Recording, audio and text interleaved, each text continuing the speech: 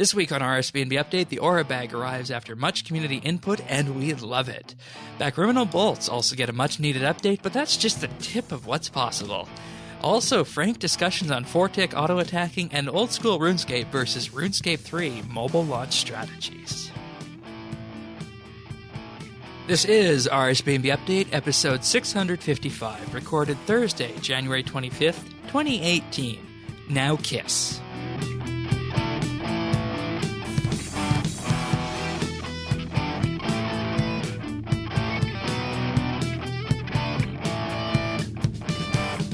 Hello, everybody, and thank you for joining us once again for RSBANDB Update. This week, Tanis and myself are back, as we are each and every week. Welcome back, Tanis. Thank you. Also joining us this week is Zant. Welcome back, Zant. It's been a long time since we've heard from you. It has been. It's good to be back here. Zant, I've been on, I think, one episode before. Yeah, right? yeah, something like that. He used to be a informer writer for us. He used to, I think, do the PVM side of things, and that's kind of what Tanis does now. So you guys are successors in that way. But you recently made a return to the game when Premier Club was announced at the end of 2017. And aside from that, in your spare time, you stream lots of Nintendo games. So I have a feeling you'll be talking about that later. Yep. So, anyways, in that case, let's just jump right into this week's updates. This week's update is a long-awaited update by the community, and that is the Aura Bag, or as they're calling it now, the Aura Management Interface. So, how pleased were you guys when you guys saw the amount of bank space you were going to save this week? It's nice. Yeah. Well, and I love the functionality that they added to it. They made it's so much more than just a bag. I mean, no, it's the interface management, whatever. But I mean, there's a lot more functionality than I originally thought there would be. So that's pretty cool. Definitely. So basically what we get is we get a huge new interface that just manages everything Aura-based. So, like you said, Tanis, they were initially planning on just doing a bag, and this came out of last year's Game Jam, but it kept being iterated throughout the entire year based on community feedback, and lo and behold, here we are right now with this Aura management interface. So what you can do now is you can access all your auras that are owned and then activate them directly from this interface. You can also extend them with Viswax right from that interface as well. And you can filter it by auras that are various types, so skilling, combat, bossing, unowned as well. And you can actually purchase them right from that interface. How consequential do you guys think this is? Because this is a pretty big update, I think. Well, a couple of things. One, I mean, it goes to what we were talking about last week with how far is this going to go, or updates like this going to go with doing a bank rework without doing a bank rework. Yeah. On top of that, to be able to having to be able to use the Viswax and you can reset your aura too. Like if you want to use your Reaper points, if it's on cooldown and reset it, you can do that too. So that is so much packed into that space. It almost makes you go, gee, if these could have been designed a little bit differently in the beginning, you might not have had to do all of this. But I think it's great. It just seems like this is something we should have had from the start with auras. They've always been a bit of a hassle with the bank, but it puts them all in one place, and it just makes sense. And it almost begs the question: should auras have even really been designed as an equipable? That's what I'm kind of wondering with this. And I think that's actually a very good question, because I think when they came out, they were designed to be things that, you would only have a few of them maybe. And now we have such a huge amount of them that it has just become an issue with storing them in the bank.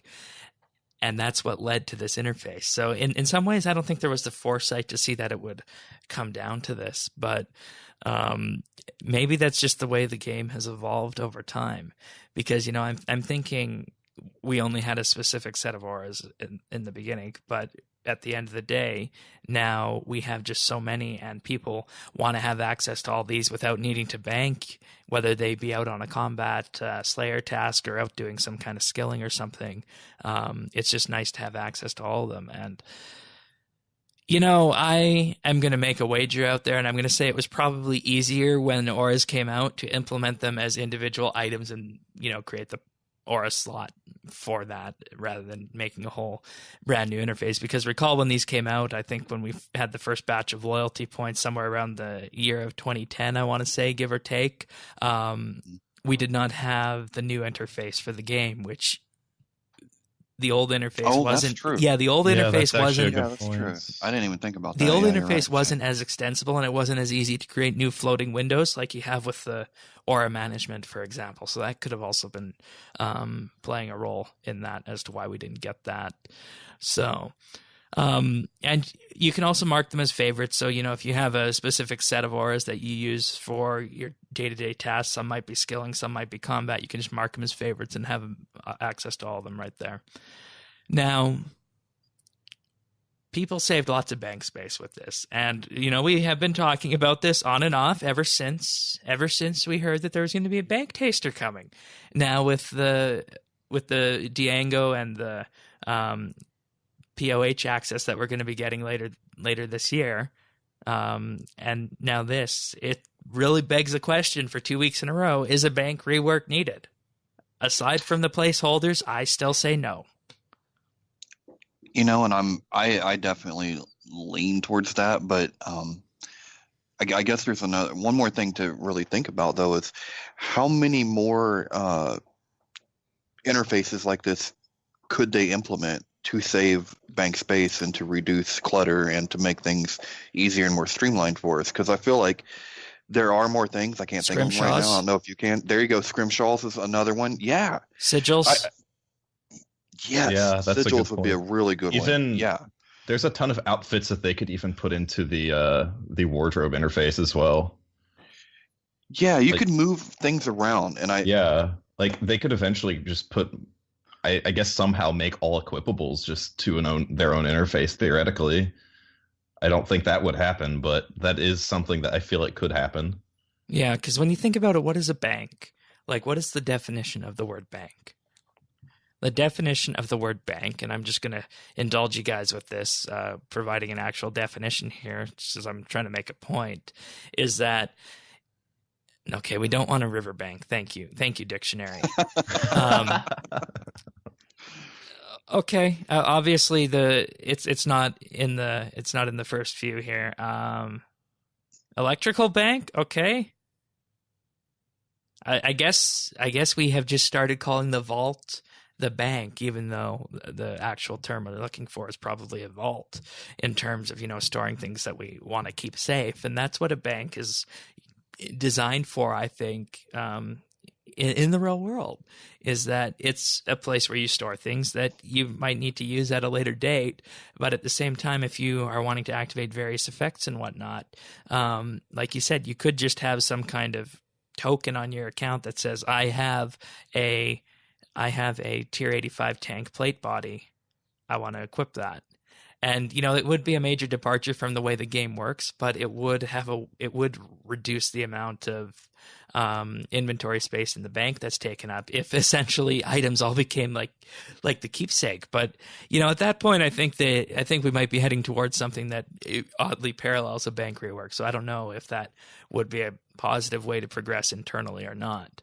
But and could you imagine people would think the sky is falling, there's nothing is of value anymore, and the economy will crash, and I could hear the doomsday. Yeah, but I mean, you would still be able to pull the items out to trade them. Oh, you would? Okay. Yeah. Yeah, definitely. You probably would need something because of the with invention and the different augmentables. Right. And invention is another thing right there. They could have made us store all of the raw materials and components in our bank, but instead they created that invention interface. Yeah, that is a very good point. And they could have probably even extended that more to actually include other components of invention in there as well, like maybe gizmos and such. Well, and here's the sad thing. I think that we're pretty much in agreement. I think we're pretty much right that if you were to add placeholders and then to continue on the same path that they have been going on with future content or whatever, we wouldn't need a bank rework. Right. But are people ready to hear that, or are they going to kick and scream and say, Jagex promised us the bank rework. Damn it. Right. They didn't deliver. And I mean, one of the other arguments I hear for bank rework, aside from placeholders, is more tabs. But how many tabs do you actually need? Like, we have got along just fine with the 10 or 12 tabs that we have right now in the bank. And to be honest, are placeholders even a thing that is really needed outside of like armors and stuff? Because most items, you're gonna have stacks of them anyways. Like the only tab on my bank I think I'd really need placeholders for is like the combat and armor tab. It's like, because it's always going to be disorganized if you have one of each. Both of those, like, I actually could use. I mean, I could use a few more tabs. Actually. It would be nice, but for the effort it would probably take them to actually, like, didn't they say it was some kind of crazy thing that they had to do to get placeholders working? I don't remember the specifics. If we had to, placeholders, that to me would be a really big deal, just because how nice would it be to be able to have an organized bank? It's just such a pain right now. If you take anything out, you have to have duplicates of everything. And if not, then everything just gets messed up, and that's really hard to do with your armor and stuff. And I would love to have placeholders if that is a possibility. That's why since the beginning of time I've always bought 2 of each skill case. Right. There are certain items that we cannot buy 2 of. Yeah, and especially for items that are degradable. So you got most of the high-end armor nowadays. Yeah. All right, well, that's the Aura bag. And I mean, like I said, I knew this would spur a discussion on the bank. And the Aura bag, granted, we did take that detour. This is an update that, is what I classed as coming into 2018, something Jagex needs to do. They need to put out updates that are meaningful. They need to put out updates that the community likes, and they need to put them out without any technical or quality problems to them. And that's what I think the Aura interface is this week that we got. There were some bugs, but... I didn't notice them. Well, they were really, really niche kind of bugs. Right. There was one. Yeah. Right. There was one. If you had an aura equipped, you would reflect damage in the wilderness to whoever attacked you. Yeah. Right. I remember that one. Yeah. That probably was found by a warband group, I would imagine. But I mean, yeah. It wasn't that bad, but yeah, there was a few little but bugs. Nothing that is major. And I'm going to cite 2 updates that I'm saying updates this year cannot come out like, and that is 1, the achievement system, and 2, Shattered Worlds. These are small bugs, not base design choices. Exactly. Yeah. And that's where stuff like the achievement interface kind of flops. Whereas this, it's just small bugs that are going to be ironed out. That's right. I don't think there's much else to say about it. It works as intended. It works well, and I think everyone's largely happy about it. So I don't think there's much else we need to say on this. It's there. Just one final thought. Keep taking your time. They took their time with this one. It could have came out. Yeah, it could have came out in August when they finished the initial version of it. But no, this could have just been a bag you throw all your auras into. Yeah. This is what we get when we wait, and it's good. It's worth it. Get it right. Yeah, it's worth it. All right. Well, next up is the enchanted Bakriminel bolts. Now, you gotta admire what Jagex does for this, and when these bolts were in game since 2012, the initial Bakriminel bolts, they were a tier 80 ranged ammunition choice that you could use, and the downside of them was that they had a mid 70 tier damage value to them, which, I mean, at this point in the game, who wants to use that? Really? Come on. There's no point for that in game. I think this was probably one of the last updates that arrived before EOC came out, if I remember correctly. So that was definitely on the radar at the time, something that would work for non-EOC and EOC alike, and would not have the foresight of designing purely for EOC. Now, with that being said, Jagex says, and I quote, "We had a now kiss moment," of course, referring to that that meme on the internet, "now kiss," and I'm assuming they're referring to the fact that they could make the bolts work correctly with the bolt tips. That would be my guess of what's going on here. Jagex putting those two together and making them kiss and make up and have a nice combination that's coming out here with that. So tier 95 range damage and tier 99 or level 99 ranged requirement to equip these. Very powerful. Unfortunately, as it is right now in game with everything that we have, there is no weapon in game that will be able to take advantage of the full damage potential that these have based on the way the damage formula works.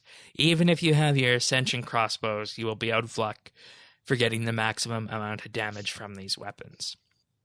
So we can couch it out as well. If once the tier 92 crossbows come out, it's going to be the same thing as well. Yeah. So basically what this means is we are here doing this for the effects of these. Now, there are 11 gems that you can tip these bolts with, and they're all fairly niche effects. I think in our discussions there's a few that definitely stood out to us, but let's just run down the list. Did you guys want to jump to any of your favorites first? I believe the rubies are pretty nice. I remember way back when pre-AOC, they were used actually quite often, even though they didn't have too high damage. That's right. Enemies like Corporeal Beast, you'd always have people using them at Corporeal Beast, because even though you're not going to hit Corporeal Beast with these at all, when you got the ruby hits, it was worth it. Like, you were doing some massive damage, and I feel like these will definitely have a place in PVM. Yeah, for some of the higher life point monsters. And but I mean, you can even use the diamond ones too, but we'll get to those. Yeah. So, all right. So the ruby ones are effectively what I'd like to call the spiritual successor of the old ruby gems. This is called Blood Forfeit. You have a 5% chance to deal damage worth 20% of your enemy's life points.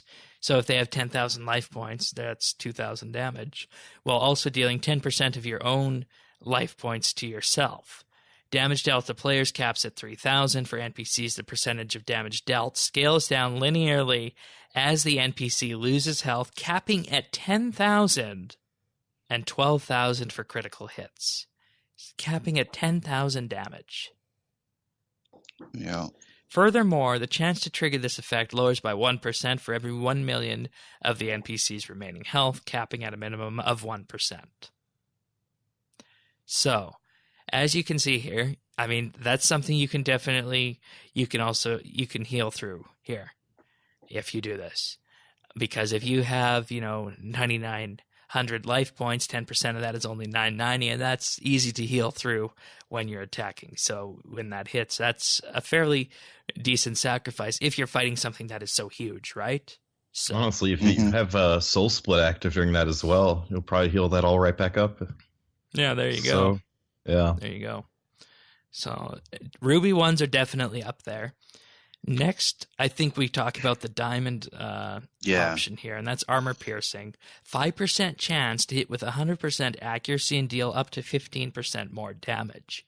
Now, this goes back to the discussion we had 2 weeks ago regarding the Hex Hunter bow, because we talked about, the Hex Hunter bow is good, but people are only going to use it for Slayer, where that kind of accuracy isn't needed. But if you are fighting critters that have high defense, as you are when you PVM, hitting with 100% accuracy is something you want to do, because that's going to mean you're going to deal more damage. Yeah, and when that new boss comes out, I mean, it's really going to come into its own, because it'll be tier 92 on the crossbows. Yeah. And with the added accuracy of these diamond bolts, it could be the go-to. It could be like the next big thing that you have to use, or you can't be in our group. Yeah, well, we'll get to something on that matter in just a bit. Dragonstone is Dragon's Breath, 5% chance to hit your opponent a second time for 25% of your current attack is Dragonfire. So it's only 25%, but it is Dragonfire, so there will be very little resistance on that attack, so that's good. Of course, it doesn't work on dragons and people who are immune to Dragonfire, which is to be expected. Do you guys see many people using this one? I mean, this seems like a good Slayer one to me.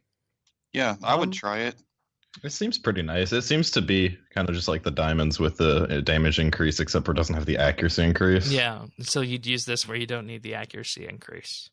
Yeah, and you just want that extra power. Yeah. Well, I just noticed a El Cheapo here, Shane, with the opals. Because you know how, opals are like nothing. Yeah. It costs nothing, and you got a 5% chance to do 10% more damage. That might be like a nice little something to keep with you when you're doing Slayer. Yeah, that's another good one right there.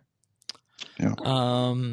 Rounding out the high-tiered ones, Life Leech with Onyx, 10% chance to heal up to 25% of damage potential, capping at 2,500, and dealing 25% more damage. So this one seems kind of like a tank power, I'd guess, if you're doing a ranged tank, if that's at all feasible. Though you need to be close normally for that, so I don't know, maybe. Hydrix. Now, we were laughing about this before the show because currently a Hydrix gem is going for 20 million unless you get these tips dropped from Task. Oh yeah, let's just cut up a Hydrix, make some bolts. Yeah, definitely. Yeah. Death I wonder Mark. how many you get. 10. Yeah, it's like on 11 the or 12 exchange or right something. now. I believe the actual bolts, they're like 12,000 each right now. Yeah, I don't want to be shooting those. Yeah, and here's what you get. Throwing GP at the enemies. Here's what you get for that price: 10% chance to instantly provide 10% adrenaline, and an additional 1% of adrenaline from basic attacks for 15 seconds. That's terrible. Wow. That's like worse than almost the why rest would of these, and it's the most expensive. Why would you fire that? That is a dumbass test. Hey, let's see how dumb people could possibly be. Like, there is no reason you would Question: did Hydrix tipped? Yeah, there was a Hydrix effect for bolts before this update, right? No, there wasn't. There was not. Interesting. Wait, I thought those were the like incendiary or remember, because the gemstone armor, you could have an effect of the gemstone tips, I thought. Oh, it was the Ascendry ones, I think. Oh, right. Yeah, that one. That's right. Yeah, they're tipped Ascension bolts. Which, I mean, is, I guess, those are something- tier 90. Yeah, those are tier 90. And they could use. And they're still 9.6k each. Yeah. 10% chance to activate Death Mark. It's the same effect. So this is the same effect that... so that did exist before. Okay. Yeah, this effect did exist before. Okay, so some of the lower ones, we like Opal, 5% chance to perform 10% more damage. Another great cheap one right there. Mm-hmm. Definitely something you might want to do instead of just using the standard Royal Bolts. Jade gives you Earth's Fury, 5% chance to stun your opponent for 4.8 seconds. Only binds in PvP. PvP specific bolt. Anyone? Any takers? Nah. All right. Rad Topaz, down to earth, 5% chance to reduce your opponent's magic level by 2 and damage by 1%. Caps at 10 levels and 5% damage. That's not very much, but could find a niche in some support categories, I guess. If you're fighting a damage-based boss, you bring one person with this, maybe, if it's going to last long enough. 1% though. Yeah, but it caps at 5%. Oh, so it can It can stack. It can stack. Okay. Yeah. Pearl gives you Seeks. Oh, sorry. You want to say something on that? Stacks if you manage to roll it again. I'm assuming. Okay. Yeah, that makes sense. Yeah, and with 5% chance, I think based on the numbers, if you're attacking every couple seconds, You should probably get one of these hits every 20 seconds or so. Mm-hmm. Based on the numbers, I think preliminarily in my head, I might be wrong. Pearl gives you Sea Curse, which is 5% chance to perform 15% more damage to enemies that are weak to water. Performs 15% less damage on enemies that are weak to fire. Stops enemies from running in PvP. That is really niche. Yes, Yeah, and I think that's really cool. Who is I don't know, water? but this would be like, I want to see more stuff like this. Let's see. So if we go category weak to water spells, we have Black Demons. Oh, okay. Let's see. Earth Warriors. Gargoyles. Hellhounds. Seems to be most gargoyles, huh? Goblins. Mid-level Slayer stuff. Yeah. Imps, Jogers, Calphites, Lesser Demons. Including Calphites, does that mean the corrupted ones or whatever they are, the ones in the King's Lair? Well, yeah, I mean, it's all Calphite. They're the same thing. Yeah. So probably. I know those are some pretty decent Slayer XP, if I remember correctly. Ogres. Rock Lobsters, if you want to farm those red charms down there. Yeah, not seeing too much else on this list here. Oh, the Tazar creatures. Oh, okay. Yeah. It'd be useful for the caves. Yeah, there you go. So that's an option right there. Oh yeah, and weak to fire. I don't know who would be weak to fire, but hey. You're probably not going to be using these against them anyways. Yeah. Clear Mind, 5% chance to steal 5% of your opponent's maximum prayer with the Sapphire Tip bolts. I mean, this would be good if you paired it with a Demon Horn necklace, for example, but I don't know if this is something you would want to dedicate an entire bolt tip to. Yeah, I wouldn't. Yeah, probably not. And then Emerald is magical poison, 55. I'm guessing this is a typo because it says 55% chance to poison your enemy for 4% of your weapon damage, and everything else is 5%. So I'm going to say 5% chance to poison your enemy for 4% of your weapon damage, and that's on Emerald. So I think for Slayer, then we want to say that Opal. No, 55 is correct. Whoa! I just looked on the wiki. Yeah, that sounds about right from what I remember. I remember there was actually a very niche use for the Emerald Bolts.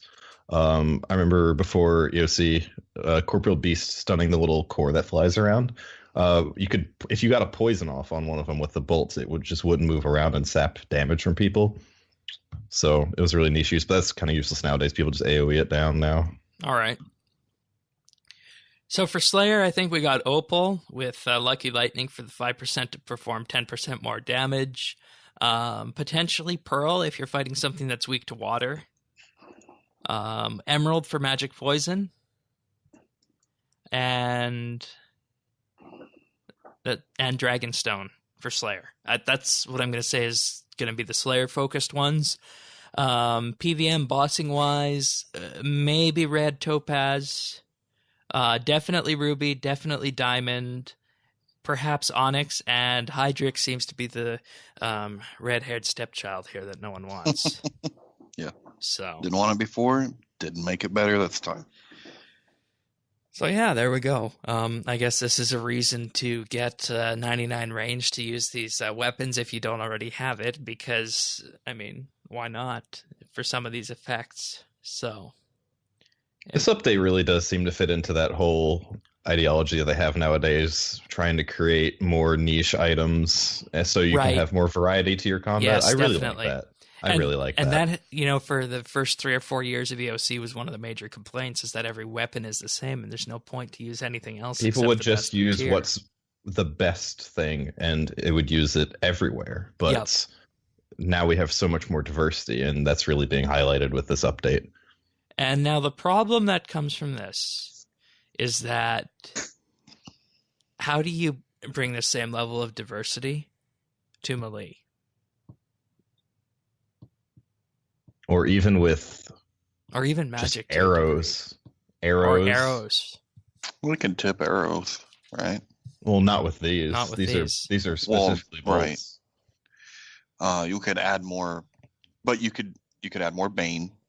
True. More Bane tips. And they could have more special bows, like the Zarite bow, for example. Mm-hmm. So I think arrows will be fine, actually, not thinking about it. I'm going to be honest, though. Like, I've used an Oxbow for the longest time, but I almost want to pick up Ascensions for this. This seems really nice. Yeah. And, I mean, the accuracy suffer... The amount of accuracy you're going to suffer from this going from tier 92 for the Noxbow down... Or is Noxbow tier 92? I thought it... 90. Okay, the Saren Godbow is 92. All right. And actually, the Saren Godbow is tanking pretty hard right now. Well, there you go. But it's tanking for max, so... Yeah, it seems to be... This just gives you another reason to not use it. I agree. So what do we do for melee in this case, guys? What do we do? Well, I think you can do the same effects on different weapons. So you could do an effect on a maul, some kind of a heavy hitting type of thing. You could do an effect for a claw, for a rapier, a longsword, different things like that.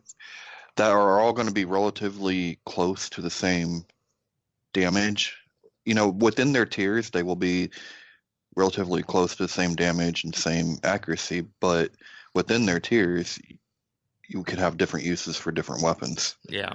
That would make sense. You know what I want to see come out either before or after the mining and smithing update, but probably after at this point, would be these pieces that you can add on to your, tier 90 weapons to add these effects to them. And I am going to be completely honest with you here. This is going to be a perfectly good point to appropriate those old god swords. Oh, yeah. That's a really good point. I mean, leave the god swords at tier 75 where they are, but allow people to hit them with a hammer or do something with the smithing skill to get a part out of them and put that on some of these weapons because, the Bando special, the Armadillo special, Saradomin special, all these special attacks in the original god swords are stuff that people want to use at high tier, but there's just no point to do it because the weapons are so low. So if we're going to be looking at diversifying melee like this, that has to be something that is looked at here. Not necessarily as the main update, but maybe something as the cherry on top. Tie that right into the mining and smithing rework. Yeah, that's a really good idea. Yeah. Maybe altering effects you can do with, or not effects, special attacks on your weapons. Though unfortunately, I think the mining and smithing rework as it is right now is just a revamp to the way that the system works, which is too bad. But yeah, that's the bolts. I mean, level 99 ranged requirement is pretty steep, but hey, I mean, it's worth it when you're getting something that is going to be tier 95 range damage.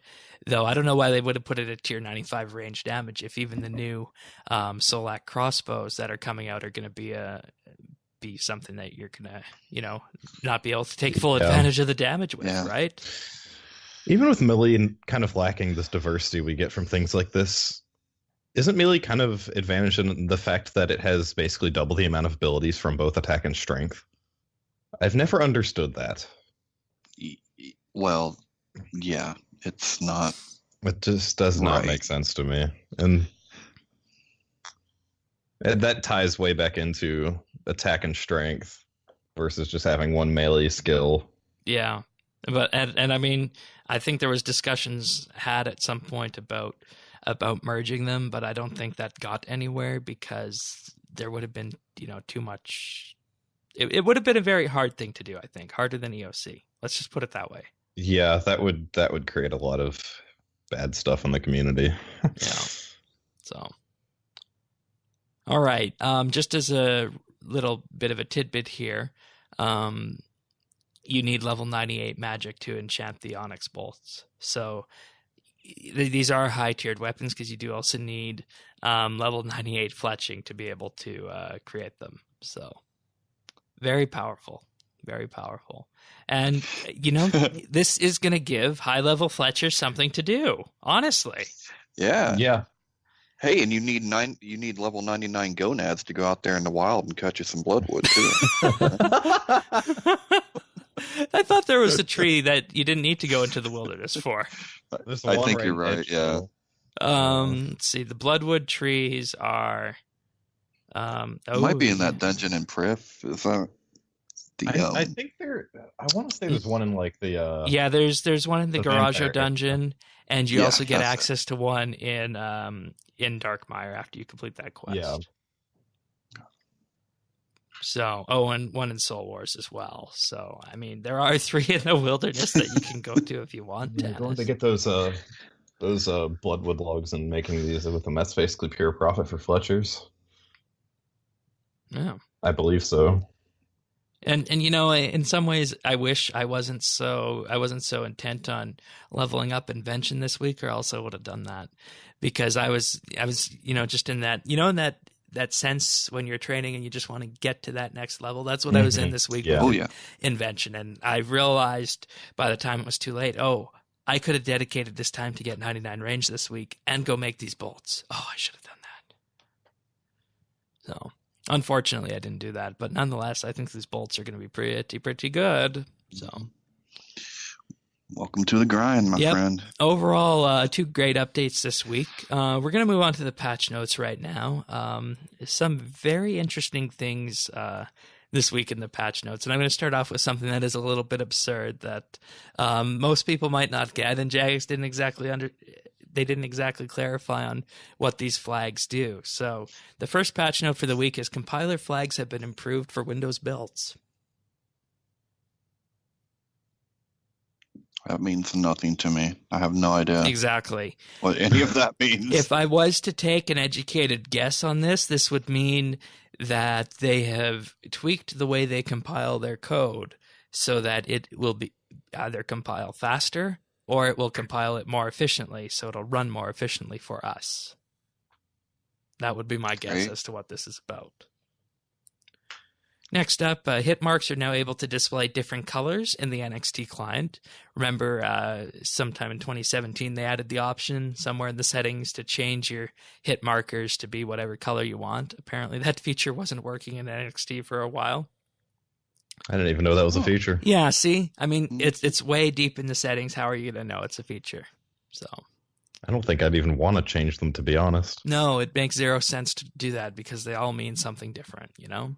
Yeah, exactly. Like we've come to get used to this this color scheme for what each different color means.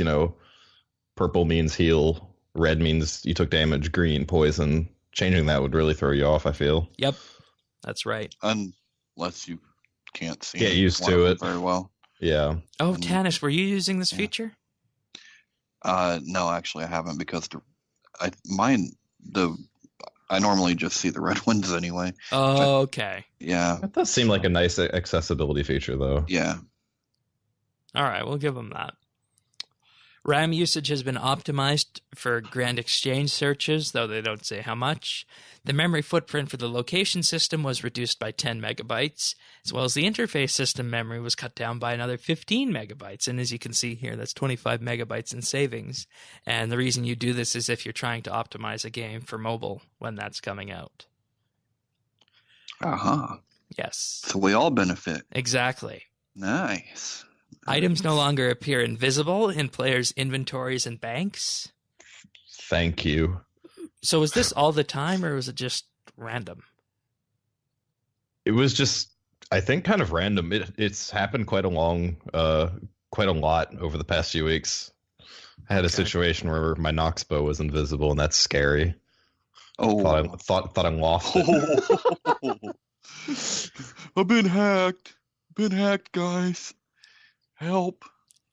My issue is that anytime I open my bank now, all the icons have to load in. It's almost as if the caching has been disabled on those for some reason. I don't know why that's happening. Anyone else having that experience?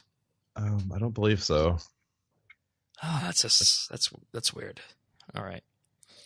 The cherry tree hotspot in the player-owned port now uses a cherry tree model instead of a maple tree. I guess we can do that now since we have cherry trees in the Ark. Some broken windows were fixed on the first floor of Lumbridge Castle.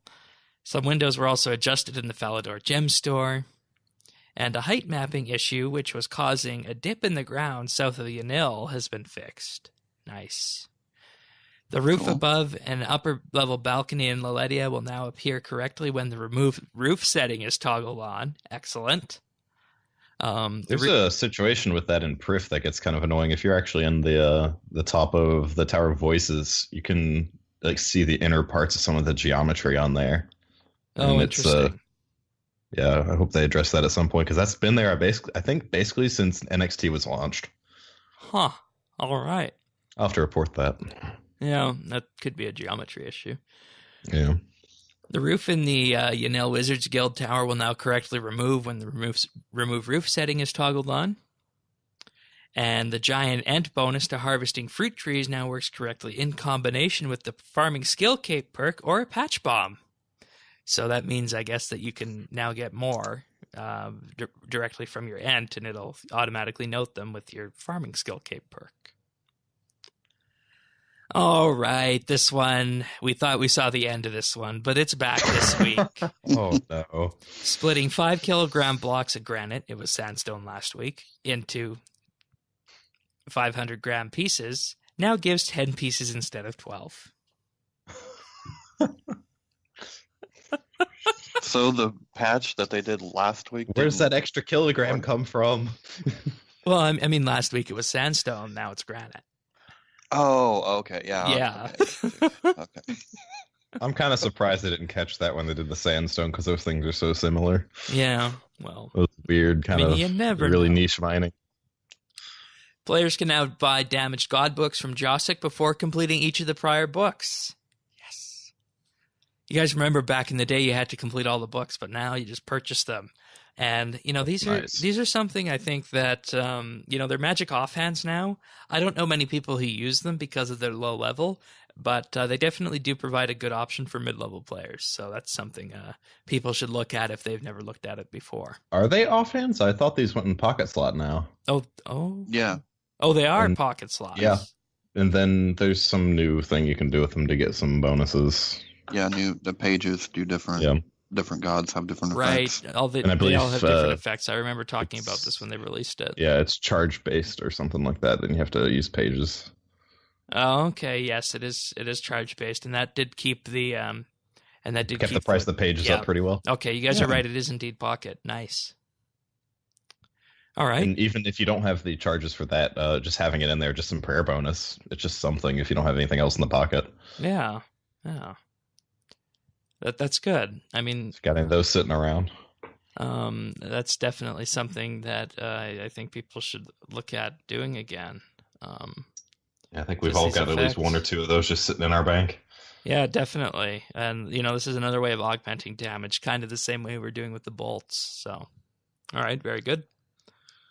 Next up, players can now use magic notepaper on dragon plate skirt, plate legs, square shields, kite shields, full helmets, and plate bodies. I don't know why you wouldn't have been able to do that before, but there you go. I've always wanted to note my dragon full helm. Especially when you're out on the middle of a task, right? Yeah, especially when you're doing the pyre ship and you manage to roll it. Gotta note that, you know? Oh, right. Yeah. I guess you can get that. I forgot about that. Did you get one from there? I have never gotten one from there. Okay. All right. I was just going don't to see ask the point of using that with notepaper. That's not something you're gonna get multiple of a task. I don't think that's a really rare item. It is really rare in that regard. I guess just for consistency's sake. Yeah, and that's good. Yeah. The display overhead target information was rewritten in order to fix an issue with the background layer becoming transparent unintentionally. This rewrite also helps improve the responsiveness and accuracy of the health bar. So this is another huge PVM update, something that's not really thought about that much, but you know, it has become transparent in the past for me, and that's now fixed. And I've never noticed the health bar being inaccurate. Have you guys? No. Don't believe so. Okay. Fair enough then. A help button has been added to the world map, and the world map opening tutorial is now only 1 page long, as the tutorial can now be repeated by using the help button on the map. That's good. We don't really need a long tutorial for the world map. I think if you have a world map tutorial that's more than a page long, you're doing it wrong. Yeah. So, Icons have been added to the world map for goblin raids and demon flash mobs in the style of the Wildy Worm, and this feature can be hidden using the Doomsayer toggle system. Oh, that's cool. Yeah, that's good. I mean, I've never felt the appeal for demon flash mobs and whatnot, but hey, there it is. You know, those titles are still pricey. Yeah, they are. So, All right. I know, because I had to buy the Deacon when I got 120 prayer. There was a point in time I was actually going for quite a few of those. Fascinating. People still do them. Yeah, I mean, why not if there's a chance of getting that huge drop? Yeah. So, Dwarf multi-cannons now jam where they previously decayed, and players can now repair the cannon in this state to reactivate it without needing to rebuild it. It will be destroyed as before if not repaired within 20 minutes. So this is an accessibility update to cannons that basically means that, if the cannon stops working, it's not going to decay into its pieces and you need to pick it up. So it gives you more time to get out there and repair it. Though I don't know who uses cannons at this point. There are some good uses for cannons. Oh, still. Yeah, I mean, like if you're doing Slayer comp or something like that, and you take a cannon out there with some errants, I mean, you can fly through those tasks really quick. Now you got to put some good armor on, have you a Vamp Scrimshaw and either a Penance or Vamp Aura. But yeah, you can really get through those tasks really quick. All right, fair enough. And feedback messages for the Dwarven multi-cannon now appear as information boxes. Good to know. Okay. All right. So that's it for the patch notes this week, unless you guys have any other ones. Nope. That's about it. All right. So, we weren't going to initially discuss this, and I think we should discuss it very quickly and just mention that it's there if you want to do it. But the Faceless Assassins Treasure Hunter promotion is out, and this is another one of those matrices that you get when you open Treasure Hunter and you need to complete various tasks in order to unlock the thing, or you can get the tokens to free unlock them on Treasure Hunter. I don't do these ones. I threw my parchment out as soon as I got it, so that's why I forgot to include it in the show. Thank you, Tanis, for adding it back in. But if you complete all 16 tasks on this Assassin's Contract, you unlock the full outfit in blue. Then if you prestige and recomplete it multiple times, you unlock more color options. I don't know who's going to do this. I mean, you can do it with keys, obviously, but come on. A common theme with this one as well seems to be like they're trying to get people to do some of the dead content in this game. Mm-hmm. I am not going to go do 15 laps of the Werewolf Agility course. I'm sorry. No. It's like, do you like homework? Do you not get enough homework in school? Well, Jagex has a solution for you. Go make yourself some tangled toad legs. That's right. Do some Werewolf Agility. I mean, some of these on here aren't too bad, but I'm not doing Werewolf Agility. I'm sorry. No. Yeah, 5 medium dunge floors. I mean, Shane will be the first to jump on that. I mean, no, not happening. Not happening. You have the dungeoneering connoisseur in this call with you right now, so. Oh, really? I love dungeoneering. Okay. So you're going to do the medium floors then? 5 of them? I probably will. Really? I actually think I have one of the daily tasks right now, too. But that's for a large. I think you can. Can you not do a large for the... Yeah, it says medium or large. Okay, well, there you go. Oh, I don't want that. Oh. Okay. All right. Anything else on that? I mean, Nope. I don't want to talk much about it. Okay, thank you. Moving on. So... Jane just seems done. No dungeoneering talk here. Well, I mean, we've done it before. If we have to for an update. 4-tick auto-attacking. Yeah. Take it away, Professor. 4-tick auto-attacking is something that was talked about a lot at RuneFest, and at the combat talk was something that was brought up by various concerned PVMers in the audience at RuneFest. I actually remember that being brought up, and basically what we got here today is a statement from Mod Pi, who was one of the JMods at that combat talk, and he said, he doesn't want to comment unless he has something new to add. Otherwise, he sounds like a broken record. And it was intended that the last time they talked about 4-tick auto-attacking would have been at RuneFest. However, now quoting from the posting here, the power and concerns over 4-tick auto-attacking have been gradually increasing, and you have been asking for answers. Every other Friday, the Combat Council gets together to discuss hot topics, and last Friday, the current state of 4-tick auto-attacking was on the agenda, and the state of it has evolved since we spoke at RuneFest. So basically, now quick rundown of what 4-tick auto-attacking is. 4-tick auto-attacking is an abuse of the tick system in-game. A tick in-game in RuneScape, for those unaware, runs at 0.6 seconds. So that's why things in game cannot be done on the increment of 1 second, because we only have the resolution of a tick, and the closest you can get to that is 2 ticks, which is 1.2 seconds. So now that we know what a tick is, basically take into mind that when you're attacking and you're auto-attacking, that happens every 4 ticks, or 2.4 seconds, if you're using a weapon that has a dual wield attack speed on it. Whereas if you're using a slower weapon, like a two-hander, that is 6 ticks, or 3.6 seconds. So basically what the 4-tick auto-attack does is it allows you to leverage the tick system to equip weapons and get an extra attack in while the other weapon is cooling down, essentially. So the example given here by the RS Wiki is that you are using spells, and you're using a wand, orb, and a staff. So what you do with this is you put a spell on the action bar and key bind it to something, and you want to be able to access that key very quickly. So then you use an ability with dual wielding weapons. So any of your abilities that you so want to use with dual wielding weapons. After you do that, as we know, those weapons will go on a global cooldown and you won't be able to attack. So with that global cooldown, after that's done, people can wait 1 tick and then use the spell that's on their keyboard and fire that off at the same time. And all of this is done because in that same time that you're waiting for that to go off cooldown, you equip a staff as well, and then that staff fires off that magic attack with the staff bonus. So basically what you're doing is you're attacking like you normally do with your dual wielding weapons. You're taking a tick to equip a staff, then you're firing that attack off, and then you're putting your dual wielding weapons back on.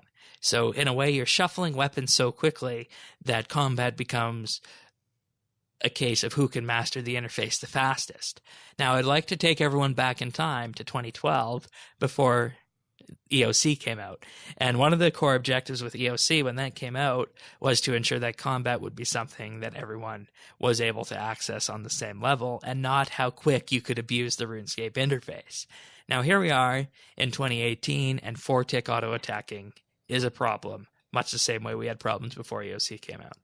Now, I'm going to talk about what Jagex is going to do with this and what the current problem is in game. But I'm going to say from my own personal perspective, and you guys can feel free to chime in with this, is that if there is something like this in game and it's being exploited, I don't know why it was being exploited so long without it being patched up. That's not in the spirit of what EOC was designed as. As soon as this was discovered, they should have put something in to stop it. But they didn't. And that's how we get to where we're at today. So what do you guys think about this? Well, I think this is definitely something that needed to be addressed. Things like this really do bring me back to before EOC, when there was a whole bunch of things kind of like this, where, you know, combat was basically interface navigation. And this really feels like that. It feels like that creeping up on us once again with, you know, a fully fledged out combat system that we have today. But this is such a, it seems like such a niche thing. And it just gives you an extra auto attack, basically. But the problem with this is that over time, the elitism in the PVM community is going to basically lead to you're going to basically have to know how to do this in order to get a PVM team. Yeah, it's going to create just a really big power creep to the point where this is going to become the norm. Yeah. And that's what Jagex addressed here.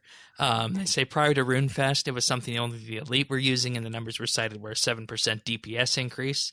And they agreed that in that state, it was not something that they wanted to officially support due to its obscurity and exclusivity between the styles. They did see a high value in the mechanical skill-based DPS increase, and the difference at the time was comparable to a style having a top-tier weapon equivalent and other styles waiting for theirs to release theirs. So since the DPS increase was modest, we prefer not to take away your toys, and the skill ceiling raising gameplay was desirable, we decided to keep it in game until we could find a suitable replacement, and we could offer a comparable gameplay to the other styles. Now that I disagree with. It should have been patched relatively quickly. What do you guys think? Same here. I don't think leaving this in the game does any good, really. It's just let this issue progress even further, because before it was just a thing that like the elite PVMers did, but now it's slowly creeping to be like I said earlier, it's creeping to be closer to a norm, and it's gotten closer to that point since it's been in game for longer. Yeah, definitely. And now here we are. After RuneFest and after it came to prominence, they've seen the DPS increase from this from 7% to 15% due to C4 TAA. So as we're seeing right here, this is becoming a problem. C4 TAA stands for continuous 4-tick auto attack. So it's being, consistently used in that regard. And, they say the perhaps most worrying thing is that it's gone from something that the best players do to squeeze out more DPS to something that is required to join PVM teams. So it's already happening. And this also means that the magic style is dominating and being used in group content, and that 4-tick auto-attacking is affecting the skill floor as well as the skill ceiling. And upping the skill ceiling and adding depth to the top is great, but not when it negatively affects the entry requirements for getting into PVM. So Jagex knows what's wrong here, and I think they waited until this point to fix it. Do you guys think the PVM community is going to accept the changes being made here?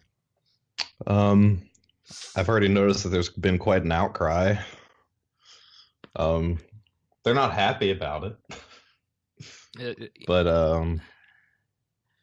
I don't know. It's like, let me go get a fiddle so I can play him a little song, because I'm just feeling so sad that someone's taking away their world's smallest violin. Yeah. I really don't have a big opinion on this because I'm not elite enough to really care, and it kind of blows my mind that there's enough people that are doing this. Like I just can't even imagine like doing it. But like, I see what you guys were saying about like you shouldn't have to be the best of the best just to try to learn a boss. It's not right, and it's elitism. It's elitism, yeah. And I mean, we're never going to get that out. I mean, I've come to accept it, especially in certain ways. But should Jagex have done something about this when they knew about it? Well, yeah. I mean, this wasn't a feature. This wasn't supposed to happen. It's an exploit. Yeah, exactly. And why they're like, is that the golden? Is that like the golden child or something that can't do any wrong, or what? I'm confused here, because I feel like if this was in some other circumstance, you would have got slapped down immediately. I'm going to give you a prime example of this. We just got a Star Trek Online update on Tuesday, and it was determined that one of the new items that came from this update was making players practically unkillable. Players that should be killable, it was making them unkillable. And, 48 hours later, it has been nerfed by half, and there's been zero questions asked by the community if that is something that should have been kept in game. And now imagine Jagex leaving this in game and then nerfing it after. That's what Jagex is doing, when in reality, as soon as this arrived in, it should have just been popped out as soon as it was realized. So, but they do have a series of planned changes here, and here they are. The first is that you will no longer allow your auto attack swing to be reset or more accurately go backwards outside of legacy mode. If you perform an auto attack with a rate 6 weapon, so a two-hander, it will take 6 ticks before you can attack again.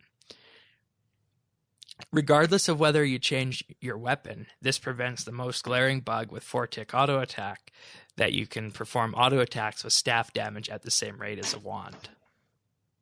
And that's the exploit right there, is that you can have staff damage at the same rate you're using a wand, which is ludicrous now that you think about it in that perspective. The second change is that performing an ability will delay your auto attack swing by a minimum of 5 ticks. Just preventing the auto attack reset will not stop 4-tick auto attacking, only nerf its damage.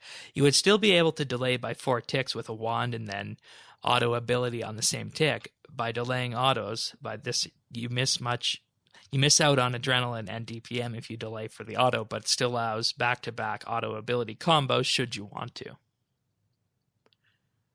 I think that's a good fix. Yeah. Sounds like it'll work to me. And now they added a chapter at the end of this, adding more interactive combat in place of 4-tick auto-attacking. Auto-attacking, not auto-ticking. The idea of adding more interaction in the combat system for a small but notable DPS increase is not dead, and they want to add more interactivity to the combat system, and are interested on the player's idea as to how this would work.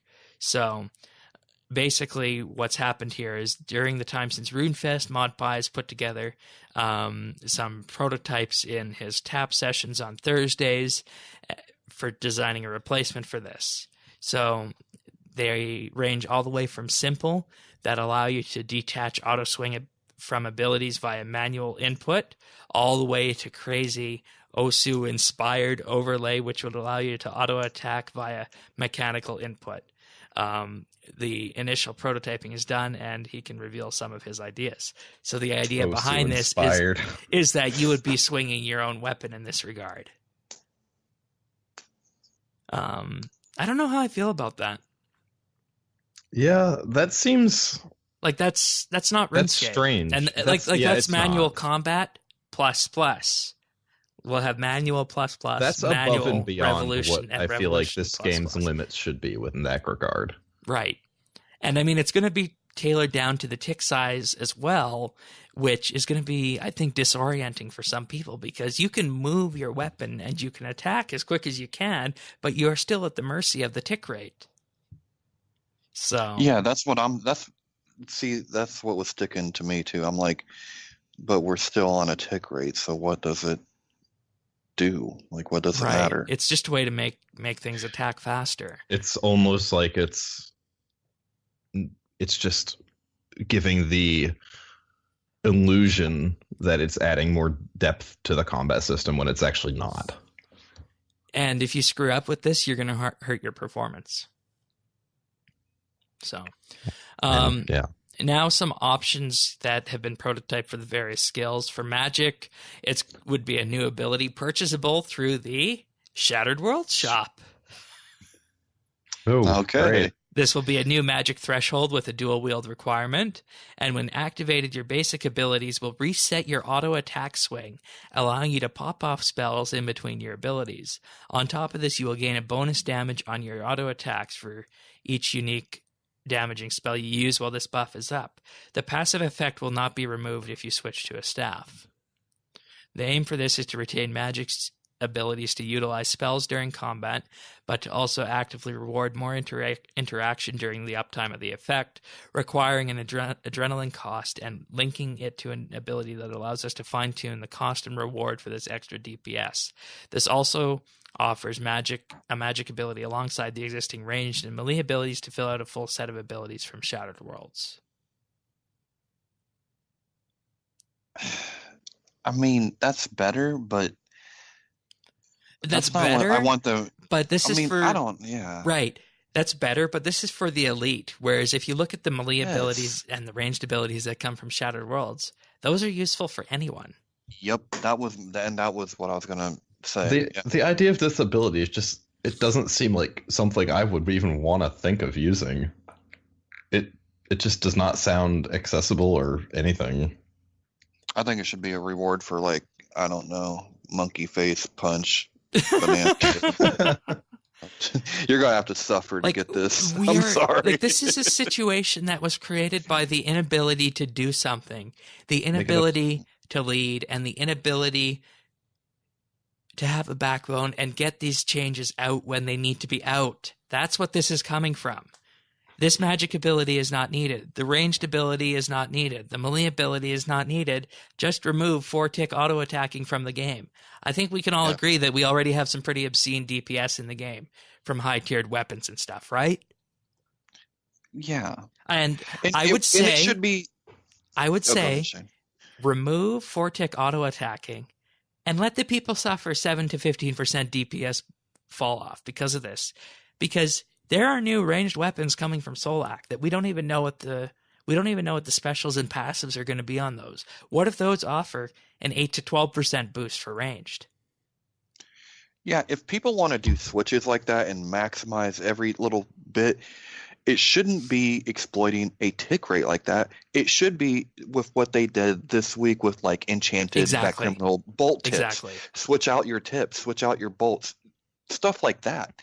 It should be the equipment side, not some tick rate. You want something that's going to... It should be... You want something that's going to... the combat system. You want something that's going to increase magic from Shattered Worlds? Here's what you do. You bring in a new ability from Shattered Worlds, and what this ability does, it's the threshold. It makes your magic attack a little bit faster, but it also adds a new effect to each of the various spells that you use, whether that be fire, earth, air, water, or the ancient magic spells. And what that does, what all these 3 abilities do from Shattered Worlds, is they increase your damage by 7 to 12%. Yeah. There's a solution to this. It's available for everyone, and it uses existing mechanics in-game. And it doesn't need to be something that you're going to need to read the combat manual to know about what's happening here. I in general just think this calls back to the fact that Jagex needs to stand their ground with stuff like this. They need to stop just sucking up to the player base and say, hey, this is something that should not be happening in this game, and we're not going to allow it. Right. Deal with it. Because let's just read this again. When activated, your basic abilities will reset your auto attack swing, allowing you to pop off spells in between your abilities. On top of this, basically 4TAA. On top of this, you gain a bonus damage on your auto attacks for each unique damaging spell you use while this buff is up. The passive effect will not be removed if you switch to a staff. Number 1, this is a threshold ability from Shattered Worlds, whereas I recall the ranged one and the attack one, Tanis, I believe, are those thresholds, or are they basics? No, I think they're basics. Okay. Assault in the Wound, I'm pretty sure it's a basic. Bladed Dive is threshold. Okay. Well, now put yourself in a situation. Someone who is leveling up doing Shattered Worlds, they get this ability, who is not in tune with the combat system. Are they going to know what this means? I don't even know what this means. Yes, yeah, same. Like... It feels to me like this ability is just 4-tick auto-attacking put into an ability. Yep. It essentially is. And that's just such a... I disagree with that. Yeah. That's a cop-out. And now I'm going to play devil's advocate here for a minute, because I know there will be people who listen to this and will say you guys are anti-combat, anti-PVM. But recall what we spoke about half hour ago regarding the Bakriminel bolts. We are very happy that these bolts are in-game, and they are going to increase range damage. We are all for increasing damage through normal means that are in-game. We are just not for increasing damage in-game through some weird mechanics. It's ludicrous. Let's get down to the ranged ones and see what the solutions are for those. So with Solak, a new ranged ability will be dropped. This will be a ranged ultimate for all ranged weapon styles. When activated, your global cooldown is reduced from 1.8 seconds to 1.2 seconds, so one tick for a short amount of time. The cooldown of this will be longer than Death Swiftness, since you are mobile during the uptime. And this isn't just an increase in damage, but it will an increase in adrenaline gain. Note, Revolution will not speed up while this buff is active. The aim for this is to bring back the feeling of 2-tick abilities in a more structured and more balanced way. If done right, we expect you to alternate between this and death swiftness. So, Magic is getting the better update with this. Granted, the global cooldown is reduced by 1 tick. That's great, and you're going to be able to do more damage. But the solution provided for Magic and range, I don't feel like they're equitable. They come from different sources. One is a threshold. One is an ultimate. One reduces the global cooldown by 1 tick, and the other allows you to get extra attacks in. And it's not just going to be 1 extra attack. So I don't get it. It's just so inconsistent. Well, and on top of that, like, look, I'm not anti-PVM. I am anti-elitist. I'll own that one. I am. But at the same time, like, why are they putting so... You could make that fix that Shane described easily. That could be done in a week or less. I don't know development time. But what I do know is removing if you are creating... auto? Yeah, you could remove that, quickly. Probably not quick enough. Well, but it's going to be quicker than making all these new abilities, right? So you're making all these new abilities for a tiny slice of not even the PVM community, but the most elite in the PVM community. So a few people are getting all these resources that could have went to everyone else for other content. That's the power of a vocal minority. Yeah, I definitely don't agree with those abilities. And now for Melee. Bladed Dive will be able to damage an opponent when used during global cooldown. This was something that was previously removed from the game, but with a change in approach to combat comes a change in our approach to this. You guys remember that patch note? I don't know if you remember that, Tanis, but I clearly remember this patch note. They prevented Bladed Dive from being used during global cooldown. Yeah. And now they're putting it back in. I'm not even familiar with what this ability is, so... you can jump over stuff. Yeah, you basically charge your opponent, and it's a basic ability. Kind of like Barge, I guess. Yeah, kind of, except it does more damage, and it's AoE for melee. Oh, okay. Really good for, abyssals and whatnot. But they will also be releasing our first update for weapon diversity. And all stabbing weapons, so daggers, short swords, spears, rapiers, will have a chance to not incur a global cooldown at all, which will allow you to instantly attack with another ability. Note, Revolution will not instantly trigger an ability if this effect is applied. We will also convert the Khopesh of Tupmakin to a stabbing weapon like its Tier 82 counterpart, and the aim this is to provide melee a way to unlock it from the previous shackles of global cooldown and to reward those who are paying attention. So... we have something here that everyone can access melee if you're using a stabbing weapon. With ranged, we have something here that is going to be accessible if you are using the new ability from Solak, which is going to be quite expensive if you're buying it when it comes out. And with Magic, you basically will need to know the combat system in and out in order to know when to attack. So we got 3 very different solutions to 4-tick auto-attacking here. Granted, the initial problem is with Magic, and they maintain that, but they are adding on to melee and ranged to make it equitable. Part of me feels that this might be a little bit too powerful. All stabbing weapons will have a chance to have no global cooldown. That sounds a little bit maybe too powerful.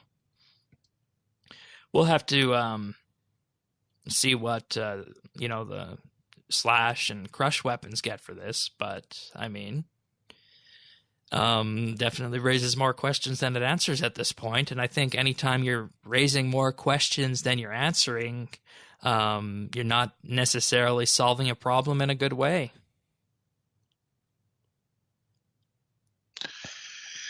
No, the simplest solution is usually the best, right? I mean, just take it out, and then why make it complicated? Right. So if we remove this, we're affecting the very top end of the PVM community. It just we're reducing like their DPS between 7% and 15%. But I don't really care about that because it shouldn't be in the game anyway. It's an exploit. Exactly.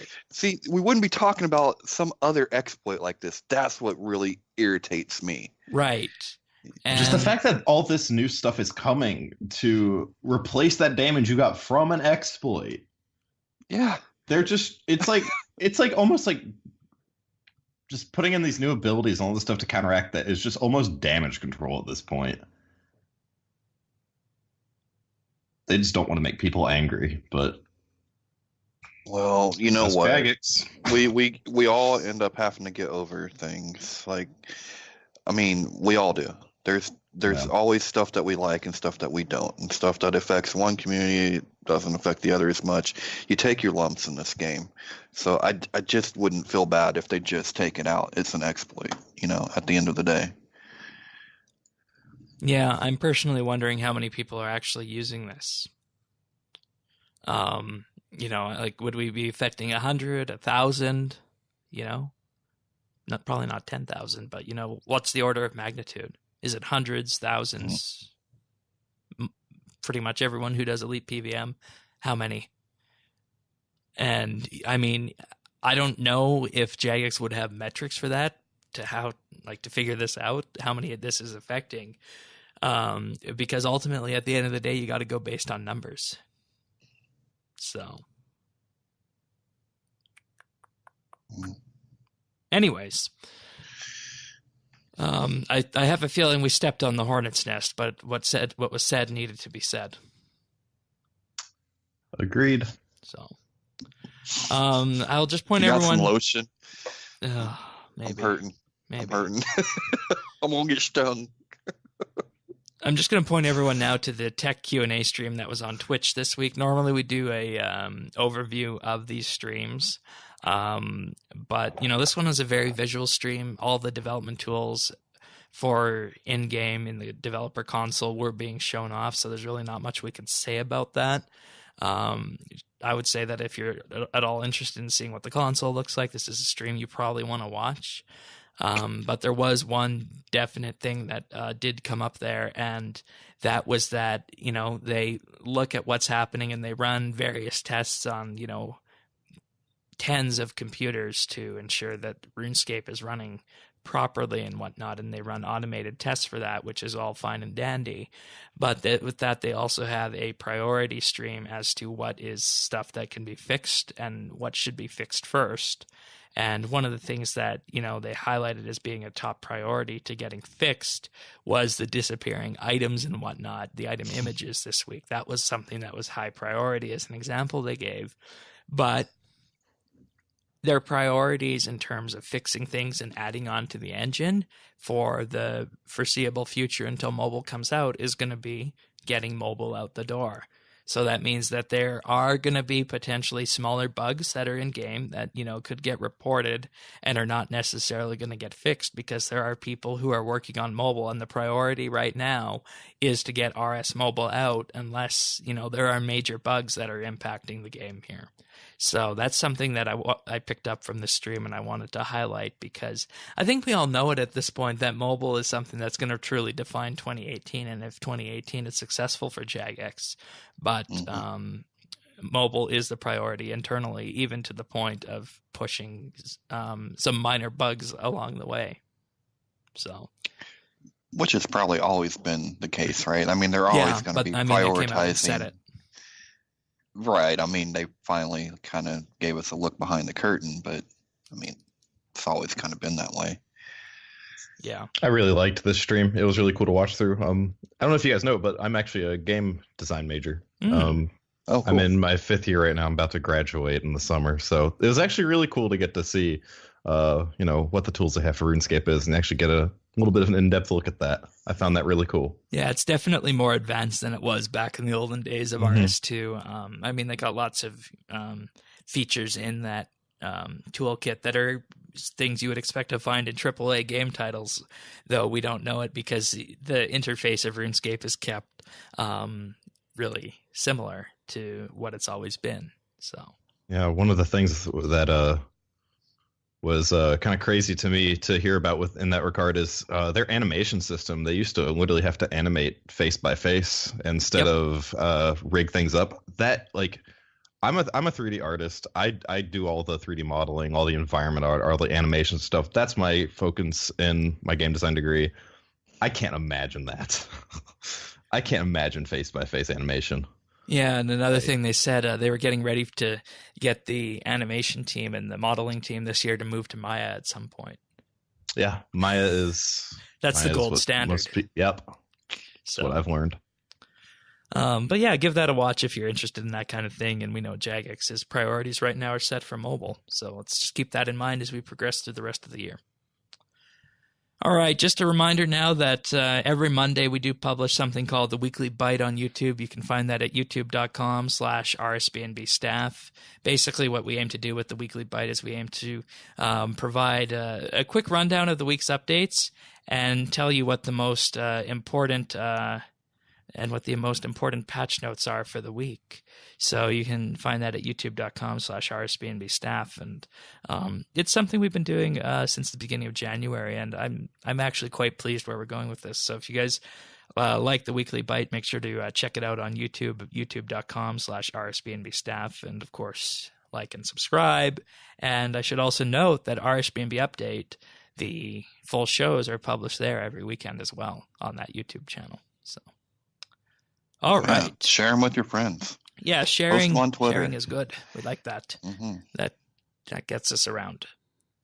All right, so we're going to move on to questions right now. We got 2 of them this week. First one is from Trekkie. So with the new Aura interface, if you were to create a new Aura for the game, what would it do?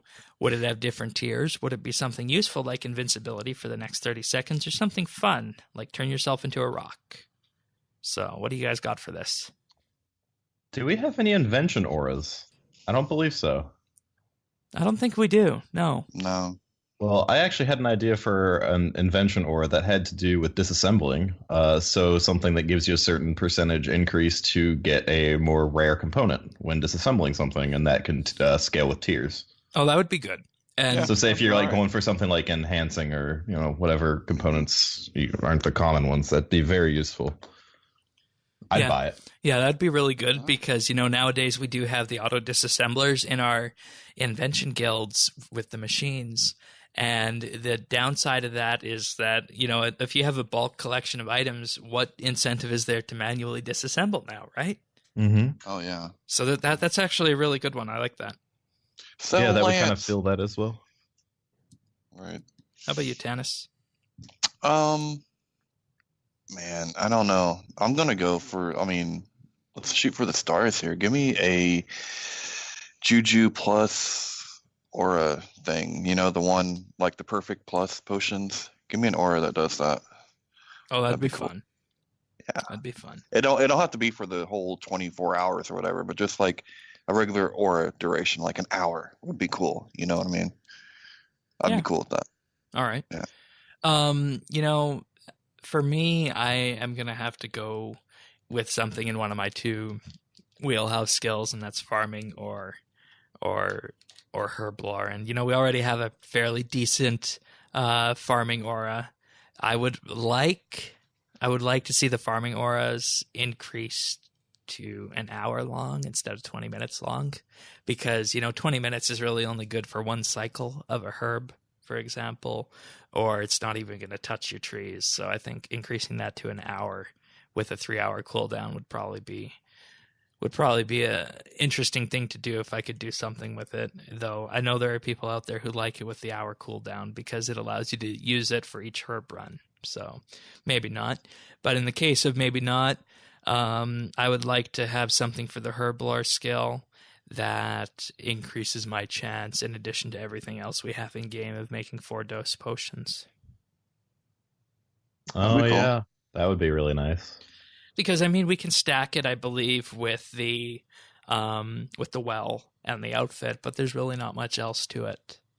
Especially since 4-dose potions have more of a use nowadays for herblore with the... Exactly. With crystal flasks. Exactly. And, like there's only so much you can do with that skill because it's kind of limited in that regard. So I can see how that might be overlapping, but that's what I would like to see.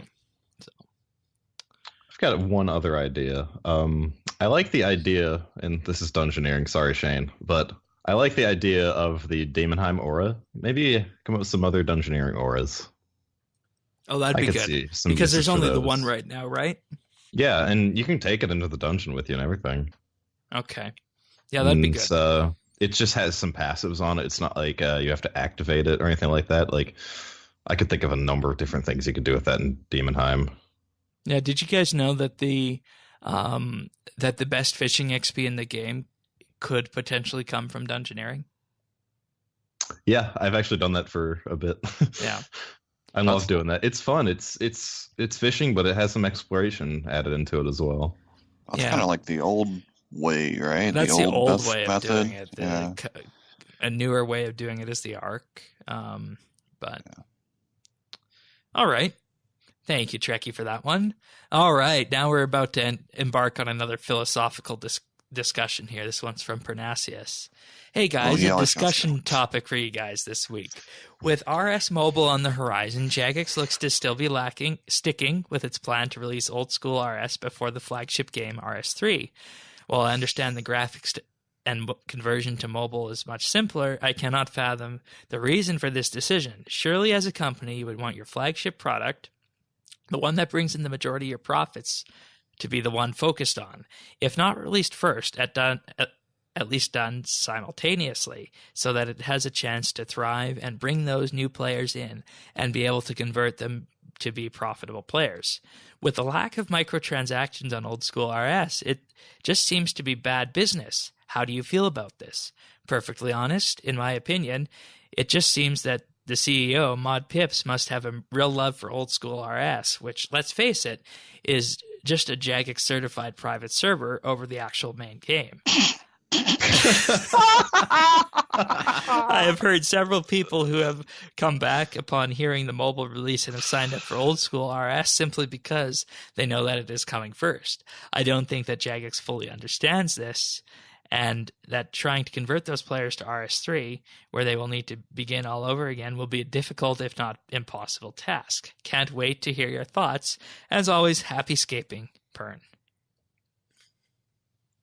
That's a great question. I can see so many reasons for each way, but let's face it, as long as Jagex gets, if they get a new membership, they don't care if it's old school or RS3. Membership's membership. Like, it's the same price, right? Yeah, it is, and unfortunately, it is one price for both. Right. So, and let's look at I would much rather see RS3 come out. It makes sense to put your flagship product out. But let's just think about some of the reasons. Like, one, it is probably easier. But more importantly, it's simple. That is simple RuneScape. Easy for a new person to come in and figure it out. How hard would it be for a new player to come in on mobile and learn how to play Togglescape? Right? So there's a reason for old school. That makes sense. Plus, I don't know if this is true. I'm going to make some assumptions here. We know what that means. But I think the demographic that plays RS3 probably tends to be a little bit older than the demographic that plays old school, which I think is a more likely demographic to play mobile. That's, like I said, that's full of all kinds of assumptions, and I could be wrong, but that's just kind of what I'm thinking of. Maybe that's some of the thinking behind it. All right. I have to agree with Pernasius here. You need to make a statement.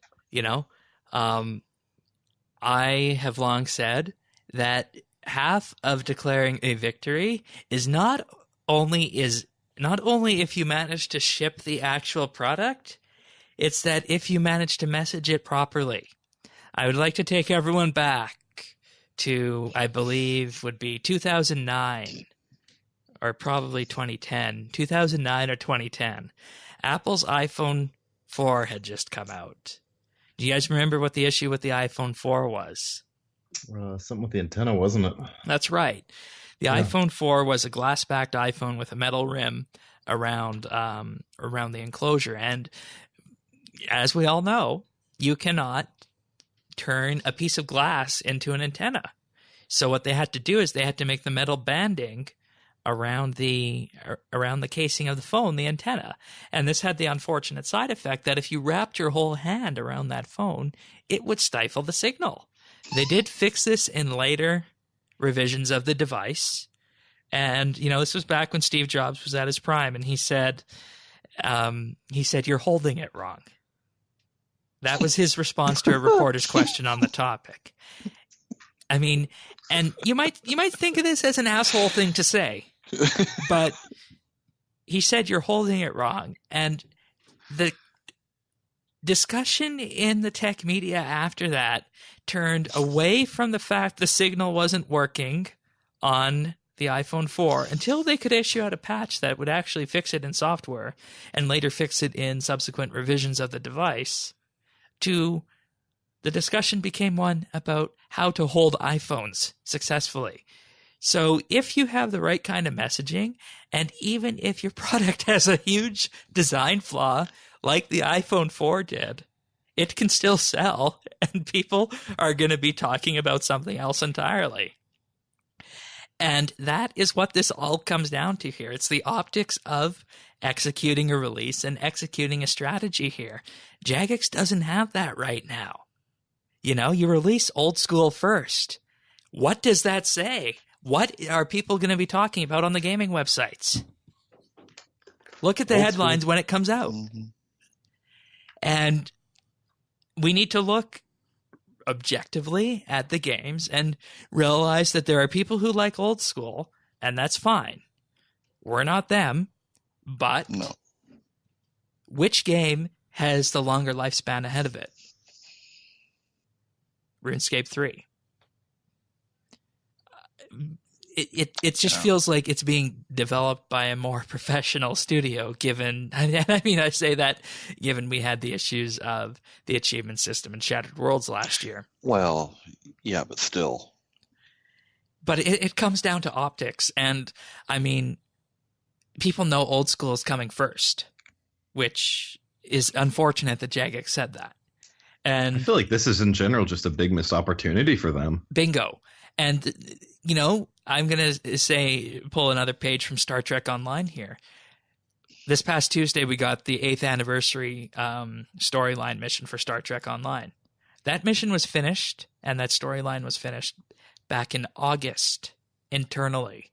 And they waited until February to release it because that was the right time to release it. So you can finish old school next month, and you wait 3 months until after RuneScape 3 gets out on mobile to release old school. There needs to be a product design and release strategy with RuneScape. I just don't see how they're doing this with the potential that they have for profits with microtransactions in RuneScape 3. Mobile's got some power behind it. That market's huge. They could tap into that, and they've got all these different things you can do for microtransactions in RuneScape 3 that doesn't exist at all on old school, except bonds. Yeah, that could be a major profit for them. But there's that's a portion of Chinese investors for Jagex, and Jagex has been long wanting to get into the Chinese market. How do you get into the Chinese market? You get into the Chinese market on mobile, and you offer microtransactions. Exactly. People would be all over all the cosmetics. That would be the only argument that could possibly sway them, because I feel like they're coming. I almost feel like I actually got a better option that would sway them to do it first. You want to hear it? Okay. Yeah. You release RuneScape 3 mobile first. You release it, in the UK, Europe, Americas, and China. If they can get their Chinese investors somehow to get that game into China. And what you do is you set up a specific Chinese server for RuneScape. And this specific Chinese server is going to be completely isolated. And what you do is you sell everything for real-world money on that specific Chinese server. And yes, it would be isolated from the rest of RuneScape. And the Chinese market will accept something like that. And they will buy that stuff. Now just imagine the kind of money that brings in for Jagex.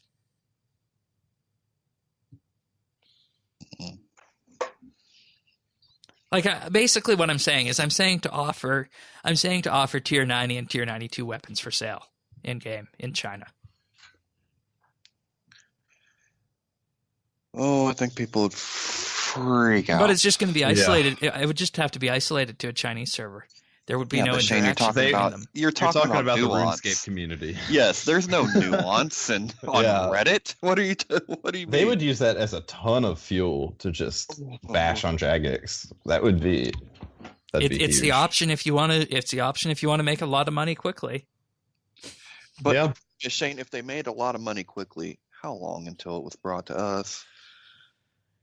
And see, I don't even want that idea floating around their head, to be honest. And see, that's the thing. And it's a slippery slope. And that's something I said. And there might be people that would blame me if that would ever happen. I don't think it'll happen, because that's I don't think there's anything that egregious in the North American sphere for microtransactions.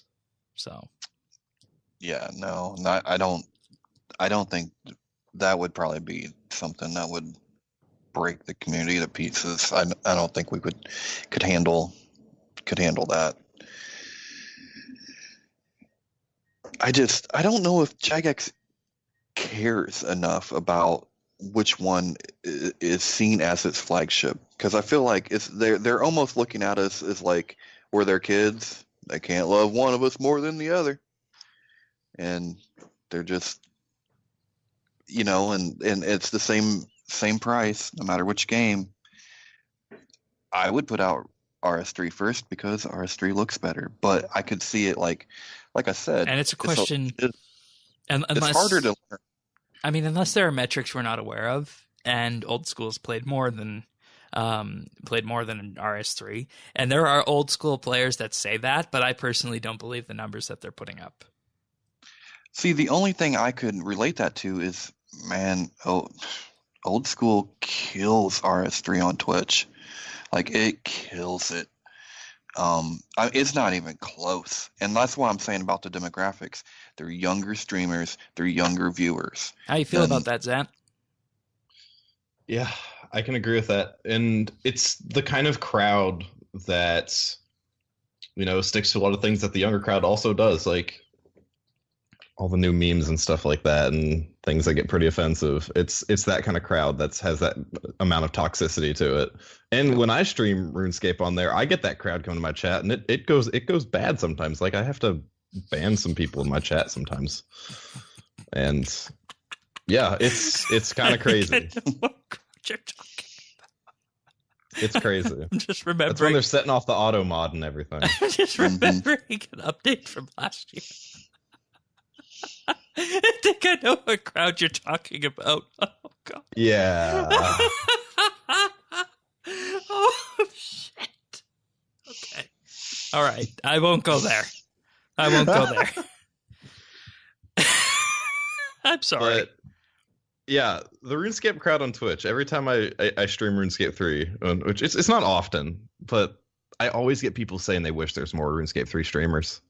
Because, I get that too, but yet I don't have a huge audience when I do. I mean, and the only RuneScape I stream is 3. But but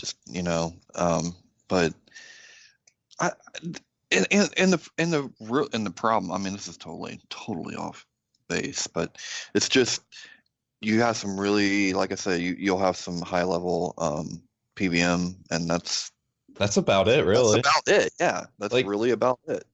Like, when I stream it, people always say just how nice it is to just have a chill RuneScape 3 stream. Like, I just do my dailies and Slayer and whatever. I don't do PVM on stream. It's like, but people like that. They just want someone to talk about the game with. It's not even that they want to see this crazy elitist stuff, and not PVM. They just like the fact that there are RuneScape streamers that exist. Mm-hmm. RuneScape 3 streamers that exist. Yep. And in terms of audience, the OS crowd. It's a lot bigger crowd. So I don't know if Jagex is looking at that or what they're looking at. I don't know. But, and I mean, RS3, I feel like is the flagship. I feel like it is the flagship that gets the majority. Like it gets the majority of the development time. Oh yeah, that's 100%.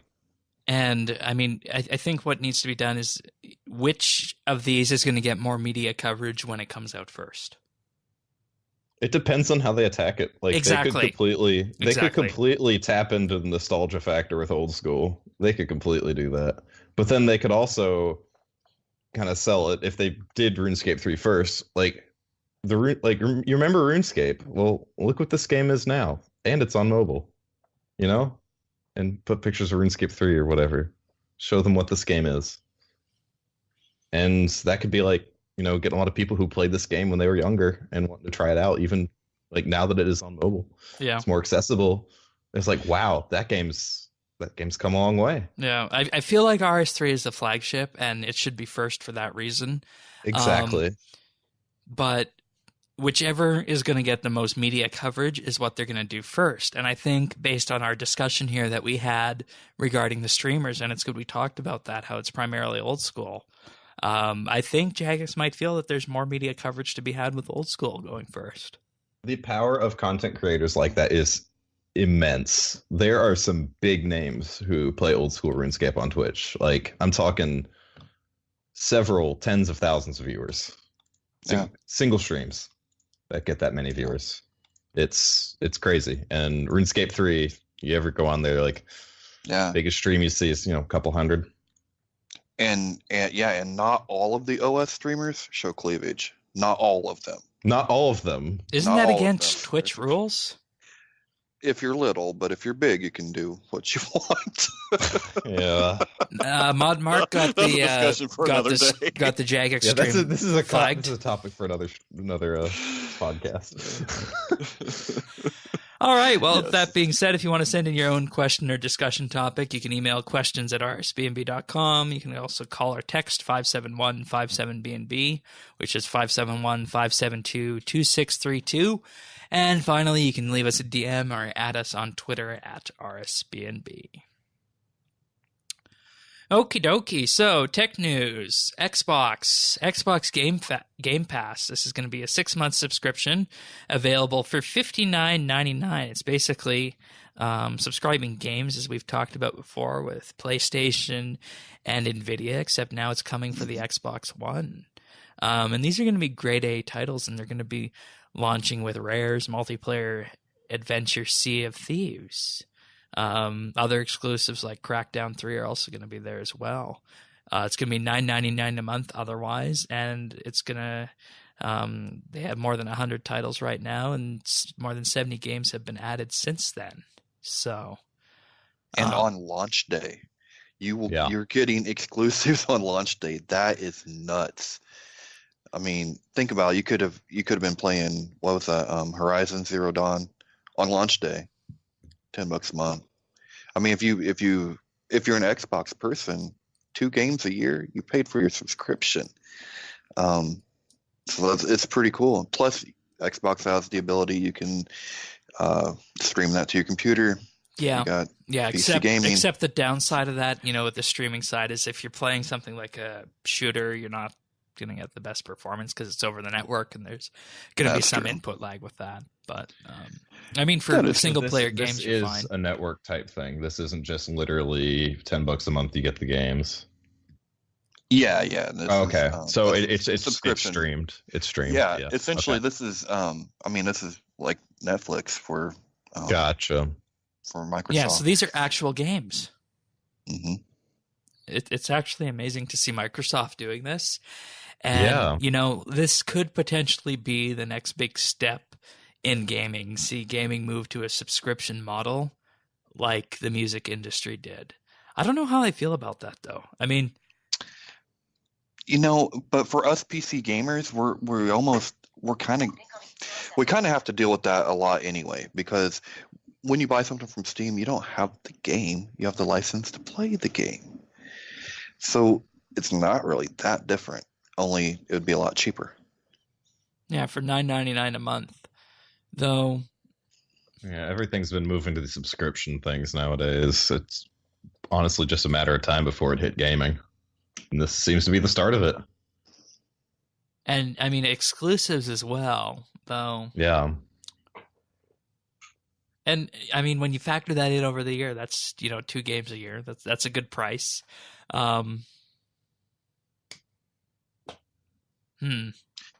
I mean, Microsoft doesn't. They've been knocked in the last few years for not having as many exclusives. Yeah. And that's the key here. All future Right. Xbox One exclusive games from Microsoft Studios will be incorporated into this. But I do think they're going to be increasing that a little bit, and I'm not I don't know. They do have franchises. They have their Forza and Halo, and like I said, Horizon's probably going to turn into a franchise, I would expect. So they do have their titles. Horizon is an Xbox exclusive? I thought that was PlayStation. No, Is Forza it? Horizon? No. Oh, I thought you meant Horizon Zero Dawn. Yeah, I was talking about both. Yeah. Yeah, I just got confused there. For a second, I was like, yeah, wait a minute. Wait a minute. that, My yeah. mind went to Sorry. Forza Horizon. Yeah. That's what I was reading in their release, but I don't know. I think it's cool. I mean, Yeah. I'm all in favor of it. I tried, like I said, I tried the PlayStation subscription a while back, and I didn't have input lag. I mean, I was playing fighting games and stuff, and I didn't have it didn't lag. So, I mean, maybe that's all about your internet connection too. But Well, no, I mean, I think it's good. That's streaming a game. As far as I'm actually concerned, these are actually downloading the games to your Xbox, right? I was under the impression that it was streaming them. Yeah, it's streaming. I'm pretty sure. Game Pass. Okay. It's streaming base. Yeah. Interesting. Let's see. Could be wrong. I'm not I've never. Yeah, I never didn't really played look Xbox. into this one. And it doesn't really say on here. No, but I mean, if I think the issue here is that the question everyone's going to be asking about this is: are there enough games on here for you to purchase this and not worry about purchasing your other games? Right? I think it comes down to whether you care about the exclusives or not. That's right. Yeah. Comes down to your own personal gaming preferences, whether it's worth it or not. That's right. Yeah, it's a catalog of games. Let's see. They would be made available through backwards compatibility, similar to 360s, and then they would go onto Game Pass. Sea of Thieves, let's see, added upon launch. And this is basically similar to Xbox One's existing EA Access video game subscription and the PlayStation Now service offered by Sony. Right, So you okay. do actually get the games here because it's like EA Access, where you're not just streaming, a copy of the game over the internet. You're actually downloading the game. So, you're getting actual games with this, which is different than PlayStation Now, which is a cloud gaming service. Yeah, that's what And EA Okay, Access is you're that's- getting actual games. So this is closer to EA Access. Wow. Well, that makes it even better then. Yeah. Yeah. And unlike PlayStation Now, in which the player streams the games to their device, Xbox Game Pass allows the player to download the full game to the console. So it's a question of, are the Microsoft Studio games what you want to play? And if they are, you can maintain the subscription. So that'll be the question everyone will ask. Mm-hmm. All right, our second piece of tech news is that Microsoft has started selling their Surface laptop with Windows 10 Pro pre-installed. Previously, you only used to be able to get the Surface laptop with Windows 10 S. And what Windows 10 S was a streamlined version of the operating system that had apps that could only come from the Microsoft Store, whereas Windows 10 Pro is what we're running on our computers when we play video games. So the commercial version of this laptop is going to have a $200 price hike over the existing Surface laptop, and it'll have 8 gigabytes of RAM compared to the 4 gigabytes of RAM that the Surface laptop has with Windows S on it, Windows 10 S on it. So, I mean, it's a pretty good laptop for what you're getting here, and you're only paying an extra $200 for this to have the full version of Windows 10 out there. Now, you might be wondering, why is this important and why is this good? Well, there's long been a gap in let's just call the premium laptop market, because Apple, of course, has the MacBooks, right? Microsoft never really sold anything themselves that gives you that guaranteed Windows experience, because, as we all know, if you buy something from Dell or HP, you need to remove all the loaded garbage that comes on it. So with that being said, Microsoft is putting out a good price point here for an actual laptop that will give people an optimal Windows 10 experience, which is something, quite frankly, that they've needed to do for years, and it's about time that they've done so. So, and you get more RAM than you get with the one for $200 less. So I can see this being very popular in the upcoming back-to-school year. So this is an actual just like standard laptop. Oh yeah, it's an actual standard laptop. So it's not like the Surface Book that's got that weird hinge on it. No. It's not the tablet hybrid at all. It's a real laptop, and it of course is going to be able to run every application that you have, because that's the idea behind running Windows 10 Pro instead of Windows 10 S. So yeah, and I mean, you can do a lot with this, and I mean, they actually have a really decent look to these laptops as well. So yeah, I've got myself a Surface Pro 4, and I really like it. Right. So this is it's a great device. This is one step away from it here. Yeah. It's not. It's kind of the same deal, but with a more traditional laptop experience, which that's good. I think buying this kind of thing straight from Microsoft is a good thing. It makes it so you can, get a laptop and not have to remove all the crapware on it, and just overall better experience. Yeah. And it gives them their own first party product. And I mean, we already had the option out there. If you buy the Surface laptop, you have until March 31st to switch to Windows 10 Pro, but you can build that in right now, for a modest increase in the price, and also getting better hardware with it as well. So Microsoft really has hit the nail on the head with the Surface laptop. And, I think if I needed a Windows laptop, that's probably what I would get if it wasn't for gaming. But, I mean, when you have a gaming PC, you don't really need a laptop for gaming, right? Yeah. Yeah. And just to give everyone an idea here, you can have a Core i5 or a Core i7. So those are, modern chips. They all come with SSDs, so it's going to be blazing fast.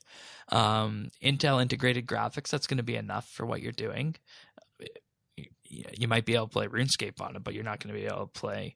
I can play RuneScape on my Surface just fine. Oh, there you go. So. Yeah, it works just fine. Sometimes I'll lay in bed and play it just on the touchscreen. Nice.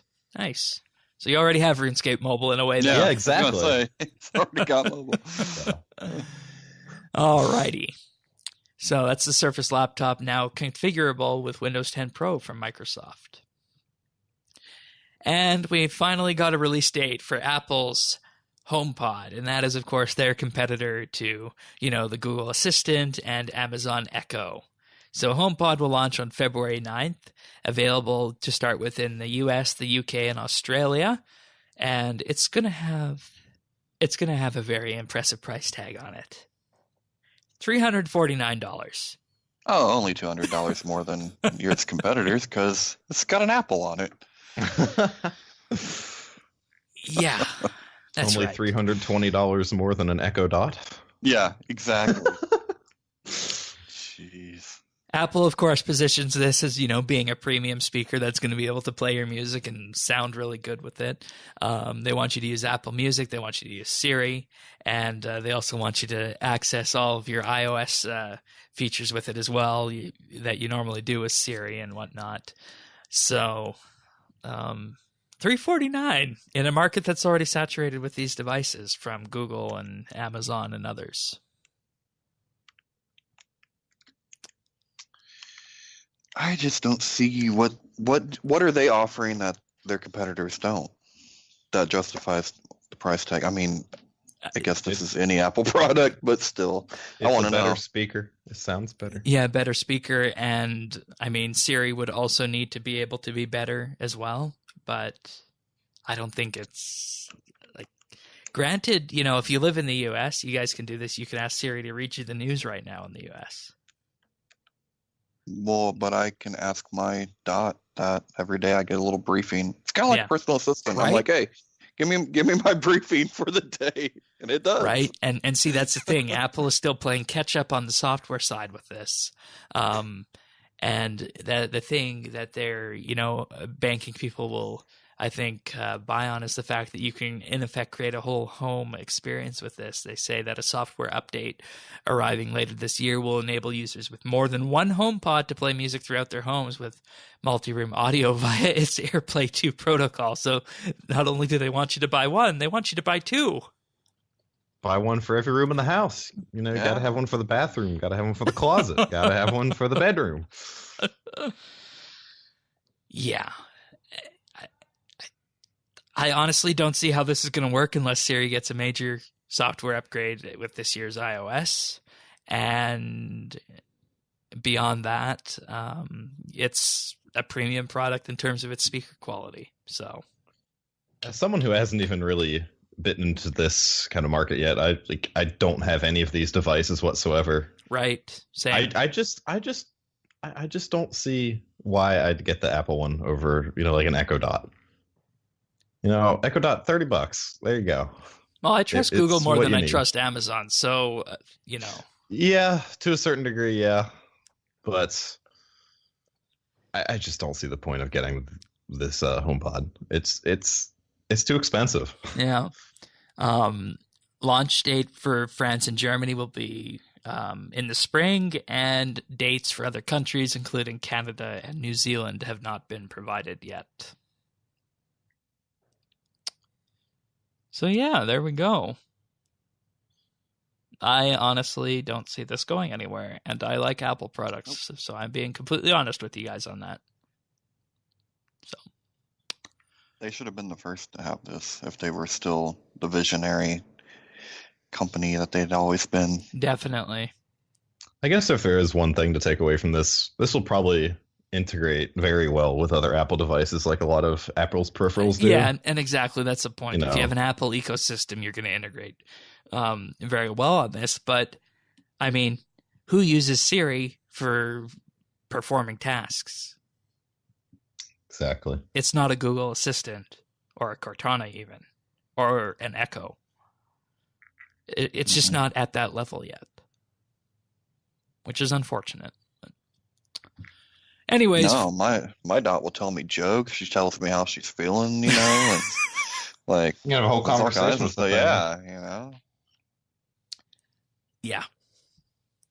All right. It's like buying a friend. That's right. I actually want to try something right now, and you guys might get a kick of this. Hey Siri, what do you think? No. Hey Siri, what do you think of the Apple HomePod?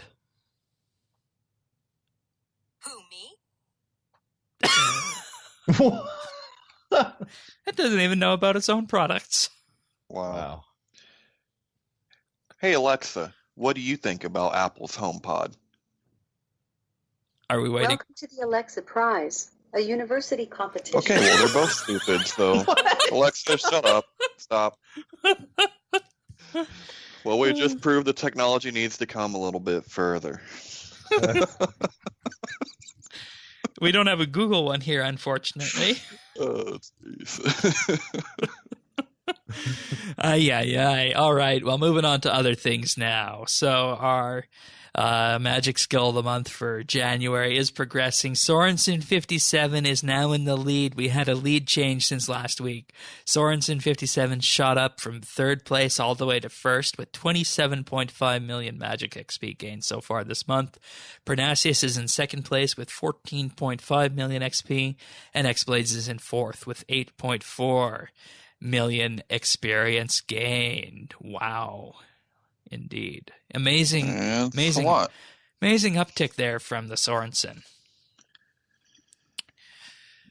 And I should also mention that the February Skill of the Month is construction. So if you're at all interested in competing in the construction Skill of the Month, I mean, who doesn't like burning money, right? Yeah, burning money on double XP though. That's a good one. Double XP weekend. So we'll just have to wait and see if we get any action before double XP weekend on this one. Who knows? But if you want to finally have a reason to train some construction. Yeah, if you want to sign up, rsbnb.com/skotm, you need an RSBNB form account to verify your identity just as a check. But sign up if you want to compete. rsbnb.com/skotm.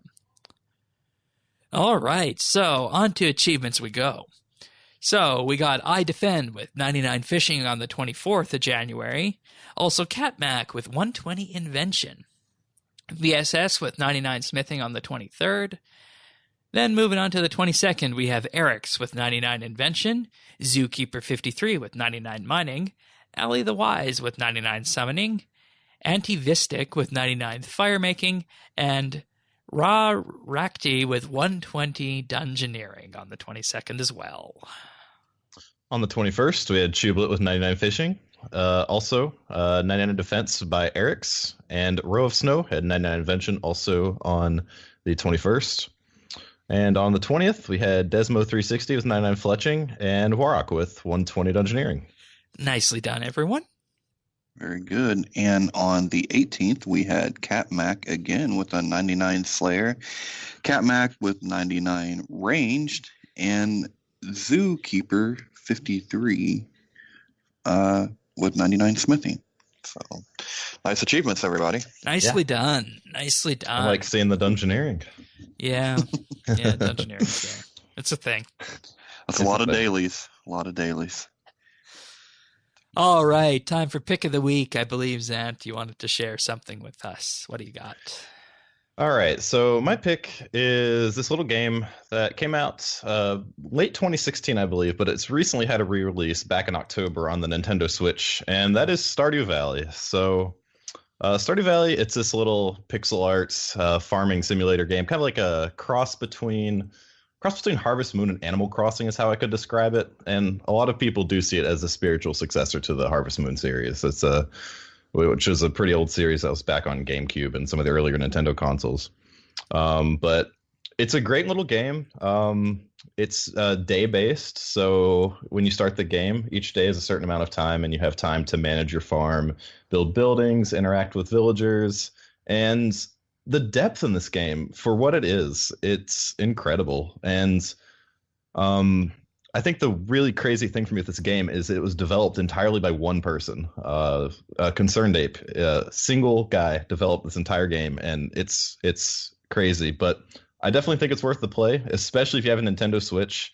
This game originally came out on PC, Xbox One, and I believe PS4 also. But on the Nintendo Switch, I think this game works really well, being able to play it in handheld. I love just laying in bed and playing it, and it's one of those games that's really cozy. It's got really good, nice, mellow music to it, and it's really relaxing to play. Something nice to do after, a long day of school or work or whatever. But yeah, give it a try. It's only $15 as well. It looks like it's from a different era, but I'm suspecting just like RuneScape, that's the charm with it, right? It is. And yeah, its art style it's such a great charm that it has. And even though it does seem like it's from a different era, the other elements of it are very, very so in line with more modern games. Like the stories with these characters in the game, they go pretty deep. The systems for farming and even there's some combat systems and stuff in this game, and they've got some depth to them, and it's a lot to keep you occupied. And oftentimes, if you're playing this game, you'll find yourself playing it and then realize it's 5 a.m. Yeah, this definitely looks like something that would be great on a handheld.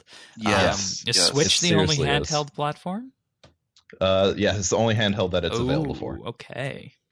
Yeah. But yeah, I originally bought it on PC and I loved it, but I still bought it again for the Switch because I wanted it in handheld. So I think it definitely shines well on the Nintendo Switch. Excellent. Yeah. I never heard of the game, but I mean, it just it looks. Oh, Shane, really? No. A farming game like farming, dude? No, I've never heard of it. It's like really complex too. Like it looks so simple, but it ropes you in. Like it's a good game, man. It's a really And good game. It's not hard to understand either, and it's got a great learning curve to it. And it also got some depth with the relationships you can build with the characters in the game. Yeah. You can marry villagers. You can like regardless of gender, you can marry someone. You got to butter them up first, though. Maybe. Yeah, you got to butter them up. Yeah, it's kind of funny. You got to give them a whole bunch of gifts and talk to them daily, and you can have kids in the game. It's a life simulator. Interesting. All right. Well, I might have to give that a look since you guys did mention the farming aspect of it. He's gonna get addicted to it. Oh yeah, it's one of those games that will with your farm too. Oh man. Oh my god. Yeah. Yeah, you could do so much. It's like if you're the kind of person that likes those games that let you put your creativity to the test and kind of just build something, this is that kind of game. All right. Yeah. Yeah, it looks actually really good. Despite the graphics of it, some people might not like that, but hey, it actually looks good. It's also available on the Xbox. Yep. Yeah, though it seems like handheld is the platform you would want to play this on. However, handheld does not have mods. The PC version does have mods. Who needs mods? There's some cool stuff. Though. Who needs mods? And I still think the PC version is still relevant due to that. But yeah, as far as consoles go, Switch is the console to get it on, if you got one. Alrighty, sounds good. That's Stardew Valley, StardewValley.net. Thank you, Zent. So what have we been up to in RS? What you been up to this week, Tannis? A little this, a little that. I've been doing divination, prepping for double XP weekend, just to get some charge packs. But I also actually sold some, and like I sold some for like 20 mil. So that was cool. Oh, how many for 20 mil? Ooh. 200. Yeah. Damn, those are around 100K now. Yeah, it's crazy. Well, I know what I'm doing. Great money if you. I know what I'm right. doing. If you got the time. No, so yeah, I mean, we get some simple parts. Yeah, simple parts are easy to get. Acadia logs, I think that's still the best, right? Yeah, but you have to cut them and stuff. I mean, I've just been. I guess if you had orders. For whatever reason, I have like 15,000 U logs in my bank, so I've just been hacking through all those to get them simple parts. You need to get yourself a disassembly machine. Yeah, disassembler. Yeah, I've been using. I just grab them from the kingdom up there, throw those in maples, and then that's there, and I never even have to. I don't have to do anything really. So. And I haven't touched kingdom in a long time. Yeah. Nice. So a little of that, and then I think I did do a few Slayer tasks this week, just to check out the aura bag and stuff like that. All right, sounds good. How about you, Zant? What have you been up to, RS, otherwise, games? It's been a pretty quiet week for me in RuneScape. My semester started Monday, so been kind of busy in that regard, keeping up with that and the streams. But past few weeks, just been on quite a variety of skilling. Been doing some random fire making and fletching when I get the time while doing homework or whatever. But other than that, past few weeks doing some Slayer. I think the main thing with me with Slayer that I wanted to get one of the combat pets, and I actually did. I ended up getting the strength pet. So good. Nice. How long did that take? I have the since I started playing again, I want to say roughly 2 million experience. That's actually really good. That's really good. Yeah, that's really good. I was really happy with that. So now I have a kangaroo with boxing gloves following me around. So gotta love it. Yeah, a little bit of dungeoneering, slowly pushing to 120. Currently 117. I'll probably do a lot of that over the double XP weekend. I want that cape so bad. And also 117 dungeoneering is effectively a requirement for the Master Quest Point cape, if that's ever something you want to do. Eventually. Yeah, the plan is to go for that stuff at some point. But I want to get my 120 dungeoneering, then slowly work towards max cape when I get the time. But yeah, I've been playing this game very casually recently. Just a couple farming runs every now and then as well. Excellent. All right. As for me this week, working on Invention, Aura Bag. I checked out some of the bolts, but of course I don't have the range level to use them. I am really focused on getting that level 96 invention, actually. So just been doing a lot of fishvention with that rather than the combat style. Starting out, maxing out the arc daily, and then if there's still time, don't hate me for it, waterfall fishing. For invention's sake. I'll probably do waterfall fishing at some point, so I'm not going to shame you for it.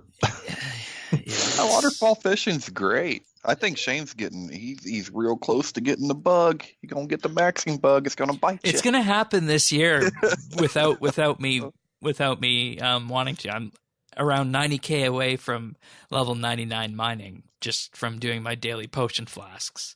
I'm 1.1 million away from level 99 ranged. I'm level 98 Slayer. So I've been intentionally... You're going to get the bug where you're just like, oh, I want it. No, it's not happening. It's going to happen. You know it. It's going to happen. Well, I'm not going to let it happen. It's just going to eventually get there. See, what amazes me is how you're about 99k away from a 99 and you just don't finish it. I'd get that thing in about 2 hours. I'd just go do it. See, I'm like that. The reason I'm not doing mining is because I had the idea of waiting until the mining and smithing update came out to do them both. I had that idea as well. I'm actually intentionally putting off my mining and smithing training until then. I'm about 91 in both. Exactly. Yeah, I'm putting that off because I want to experience that. I want to experience that training. But I need to maintain my daily crystal flasks coming in because that's how I reduce costs with Herblore. Mm-hmm. Man, I've been forgetting about those. Yeah. Anyways, I believe that's it for this episode of RSBANDB Update. So thank you both for being here. I think we had some good, honest discussions and some good counseling sessions, let's just say, for the combat types out there and for the mobile types out there. So hopefully that will go over well. And if not, you can send your hate mail in next week. And if you're wondering how to do that, just contact us on Twitter at RSBANDB. Or send those questions in to questions@rsband.com. No, leave it there, actually. leave it there, right? Yeah. Or you can leave a voice question. Yeah, though we like hearing voice. And, it's good to have discussions even if people disagree with you, I think. So we like questions and whatnot. So send those in. And as I also mentioned, the YouTube channel, every Monday, the weekly bite goes up there, youtube.com/RSBANDB staff, and the full podcasts are there as well. Like, subscribe for those to automatically come into your YouTube feed. And I guess finally I can say Friends Chat BitsBytes as well. We are always in there. I'm always in there. And we've been seeing a steady influx of newish people coming in. So join us in there if you're a listener of the podcast and you want to chat with us or just play with us. So until then, we'll see you next week for another episode of RSBANDB Update.